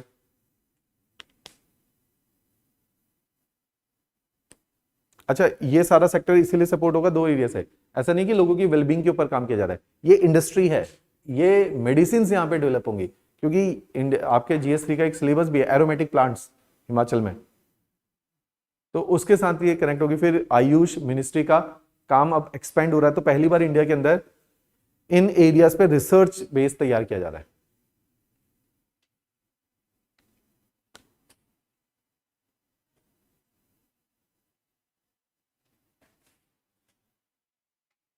जैसे होम्योपैथिक के ऊपर बहुत ज्यादा इंडिया में या ग्लोबली काम नहीं हुआ, क्योंकि world has been ruled by British allopathic लेकर आए थे। होम्योपैथिक जर्मन साइंस है, जर्मनी को डी प्रमोट किया गया था। ब्रिटिश टाइम पे तो होम्योपैथिक को प्रैक्टिस करने पे जेल हुआ करती थी, लोग छुप के प्रैक्टिस कर रहे थे होम्योपैथिक। तो उस टाइम पे क्योंकि पूरी एक आइडियोलॉजी चल रही है ना ग्लोबल लेवल पे, ब्रिटिश प्रमोट कर रहे अपनी मेडिसिन को, तो इसलिए होम्योपैथिक को हमेशा डी प्रमोट किया गया। अदरवाइज जर्मन कुछ भी बनाते हैं तो वो ब्रिटिश है तो फार अहेड, अगर उनकी टेक्नोलॉजी को देखोगे, उनके कंट्री को देखोगे, तो homeopathic is one of the sciences. तो अगर आप कोई अच्छा होम्योपैथिक प्रैक्टिस वाला डॉक्टर है तो वो आपसे ना आधा पौना घंटा बात करता है, क्योंकि होम्योपैथिक आपके हार्मोनल लेवल पे काम कर रही है। होम्योपैथिक में एक ही दवाई आप देखो, शुगर की भी है, वही दवाई घुटने दर्द की भी है, मल्टीपल चीज की है, क्योंकि एक हार्मोन मल्टीपल लेवल पे काम कर रहा है। तो जब आपसे डॉक्टर बात करेगा तो वो बहुत डिटेल में बात करता है कि आपको खट्टा पसंद है कि मीठा पसंद है, क्योंकि वो आपके हार्मोन्स को आइडेंटिफाई करने की कोशिश कर रहा है। इसलिए एक ही बीमारी की अलग अलग पेशेंट को अलग अलग दवाई है होम्योपैथिक की। इसलिए आप देखोगे, आप कहते हो कि होम्योपैथिक ना उस डॉक्टर की दवाई लग रही है, क्योंकि हर डॉक्टर होम्योपैथिक प्रैक्टिस नहीं कर सकता, क्योंकि it is a very difficult science. तो इसके ऊपर अभी तक रिसर्च नहीं हुई पड़ी है, तो इसके ऊपर अब रिसर्च कर रही है गवर्नमेंट। तो इन एरियाज को आइडेंटिफाई किया। इसी को मैंने बोला कि इंडिया अब आइडियोलॉजिकल स्विच कर रहा है, पूरी आइडियोलॉजी चेंज हो रही है पहली बार इंडिया की, कि आप आइडेंटिफाई कर पा रहे हो। जैसे एक बार यूपीएससी ने इससे पूछा 2014 में, India is having a colonial hangover, कि आज तक आपके दिमाग पे, तो उसने पूछा कि कॉलोनियल हैंगओवर वो है कि after even after decolonisation you are still following the pursuit of the British, कि आप उन्हीं के हैंगओवर को आज तक कंटिन्यू करते आ रहे हो। तो अब पहली बार ऐसा हो रहा है कि एटलीस्ट उस हैंगओवर से बाहर निकल रहे हैं, क्योंकि किसी भी कंट्री का जो बेस है आइडियोलॉजिकल बेस, कंट्री जो है आइडियोलॉजिकल बेस के ऊपर बनता है। इंडिया जैसा कंट्री आइडेंटिटी पे नहीं बन सकता, हमें ये आइडेंटिफाई करना पड़ेगा। जैसे आप सोसाइटी के अंदर पढ़ते थे कि India is having multilingual region, है ना, multi religious, multi ethnicity, caste system है, तो यहाँ पे सोसाइटी तो सेगमेंटेड है। यहाँ पे आइडियोलॉजी एक हो सकती है, हिस्ट्री एक हो सकती है, दो ही चीजें बस। तो इसलिए अब जैसे आप देखोगे प्रेजेंट डे गवर्नमेंट एक काम अच्छा कर रही है कि एक हिस्टोरिकल टाई कर रही है पूरे इंडिया के साथ, कि हिस्ट्री एक जैसी होनी चाहिए पूरी कंट्री की, क्योंकि हिस्ट्री क्या करती है, नेशनलिज्म लेकर आती है। किसी भी, जब तक आपके पास नेशनल प्राइड नहीं होगा, आप जो है कभी भी नेशनलिस्ट नहीं बन पाओगे। तो नेशनल प्राइड के लिए कॉमन हिस्ट्री होना बहुत जरूरी है। कॉमन हिस्ट्री के साथ उस हिस्ट्री के साथ प्राइड जरूर जुड़ा होना चाहिए। तो ब्रिटिश क्या करते थे जब आते थे यहाँ पे, तो उन्होंने आपका हिस्टोरिकल प्राइड सबसे पहले उसको खत्म किया, क्योंकि एक बार आपका हिस्टोरिकल प्राइड खत्म हो जाएगा, आपकी नेशनलिज्म वीक हो जाएगा। आपका नेशनलिज्म वीक होगा तो आपको कॉलोनाइज करना, वो केवल इंडिया नहीं, हर जगह ये करते थे। तो ये एक बहुत बड़ा आइडियोलॉजिकल शिफ्ट हुआ है, तो पहली बार हम उसको स्विच कर रहे हैं। तो जिसको मैंने बोला कि अब जाके अगर यूथ आपका अगर यूथ बहुत ज्यादा पढ़ा लिखा भी है, सब कुछ है, तो तब भी मुद्दा है। जैसे मणिपुर के अंदर क्या चल रहा है कि maximum literacy rate is close to 90%। अब क्या है कि अगर यूथ एंटरप्राइजिंग नहीं है, पढ़ा लिखा है, वो नौकरी मांगेगा रेदर देन नौकरी क्रिएट करने के लिए, तो गवर्नमेंट के लिए अगली समस्या खड़ी हो जाएगी। तो अगर कश्मीर के अंदर लिटरेसी इज गुड, लेकिन प्रॉब्लम इज कि वहां एंटरप्राइजिंग नहीं है लोग, तो एंटरप्राइजिंग करना पड़ेगा आपको लोग। तो अगर एंटरप्राइजिंग है तो ये आइडियोलॉजिकल स्विच है कि उसकी वजह से अपने आप जॉब क्रिएशन हो जाएगा, क्योंकि गवर्नमेंट के पास लिमिटेशन है। गवर्नमेंट कितनी ही नौकरियां बना लेगी, तो गवर्नमेंट बहुत ज्यादा नौकरी कभी नहीं क्रिएट कर सकती, तो वो लोग क्रिएट करेंगे। तो इस तरह का माइंडसेट क्रिएट करना पड़ेगा, राइट। इसी में नेक्स्ट लिखो, next 4 factor, housing, urban development, transportation and infrastructure. ये बहुत बड़ा फोकस एरिया इस टाइम पे। इसी में ट्रांसपोर्टेशन में आप देखोगे कि प्राइमरीली ग्रीन एनर्जी को प्रमोट किया जा रहा है ट्रांसपोर्टेशन में भी। IT technology, information technology, enabled services, electronic manufacturing, ये पूरा एक सेक्शन बना के रखा हुआ है। ये आपका सब यूनिट 3 यूनिट 2 के अंदर, GS3 के यूनिट 2 का सब यूनिट 3 पार्ट है। उसमें एग्रीकल्चर वाला भी पार्ट है, latest technology, aromatic plants,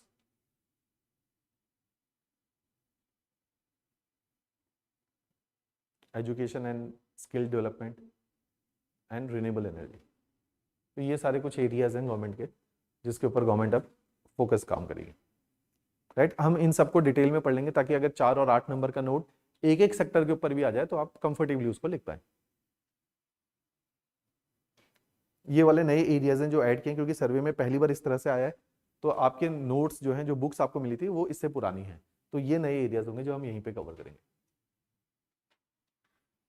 right. Next class में इसको करेंगे। थोड़ा सा मैं जैसे दिखा देता हूँ, इसमें फर्स्ट है ये, जैसे ये सर्वे में बस इतना ही लिखा था कि मेगा फूड पार्क बनाएंगे, एग्रीकल्चर एक्सपोर्ट जोन बनाएंगे। तो इस तरह से हम देखेंगे कि कौन कौन से फूड पार्क कहाँ कहाँ पे बने, कितना एम्प्लॉयमेंट जनरेट उन्होंने किया, फिर एग्री एक्सपोर्ट जोन क्या होते हैं और कहाँ पे हिमाचल में ये एक्सपोर्ट जोन बनाए गए ताकि स्मूदनिंग हो पाए एक्सपोर्ट की, क्योंकि यहाँ का किसान बहुत दूर बैठा है इंटरनेशनल मार्केट से, तो उस प्रोसेस को स्मूदन करने के लिए एक संस्था होती है, गवर्नमेंट ऑफ इंडिया की है, एक अपेडा, APEDA।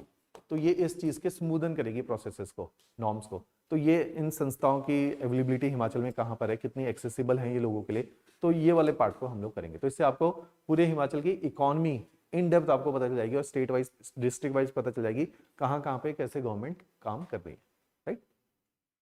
डन, इतना ही करते हैं आज। आप लोग बेटर है इकोनॉमिक सर्वे का ये वाला चैप्टर ऊपर ऊपर से ही पढ़ लो, नॉट नेसेसरली सारा डेटा निकाल के लाओ, एक बार बस गो थ्रू कर जाओ। इसके बाद नेक्स्ट चैप्टर है लेबर वाला, उसको पढ़ लो, पावर पढ़ लो, ऊपर ऊपर से रीड कर लो बस, ताकि आप जब नेक्स्ट क्लास में बैठो तो थोड़ा सा आप लोग प्रिपेयर्ड भी हो और जल्दी पिक करने लगे हो चीज़ों को, राइट। ये नोट संभाल के रखना, इन फ्यूचर ये आपके काम आएंगे, बस थोड़ा बहुत डेटा इसमें वेरी होता जाएगा, स्केलेटन आपका एज इट इज काम आ जाएगा। ऑलराइट ऑनलाइन,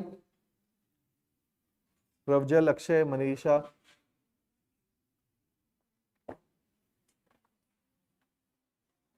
अच्छा नोटिफिकेशन भी आउट हो गई ना, तो लग जाओ। हो सकता है कि अगर जल्दबाजी में निकाली है तो हो सकता है इनका प्रयास रहे कि जून के 3rd वीक में, जैसा कि मेरे को लग रहा है कि 15 जून को आईएएस का पेपर है, हो सकता है नेक्स्ट अलाइड कर दें और नेक्स्ट एचएस कर दें, तो बैक टू बैक पेपर कर सकते हैं।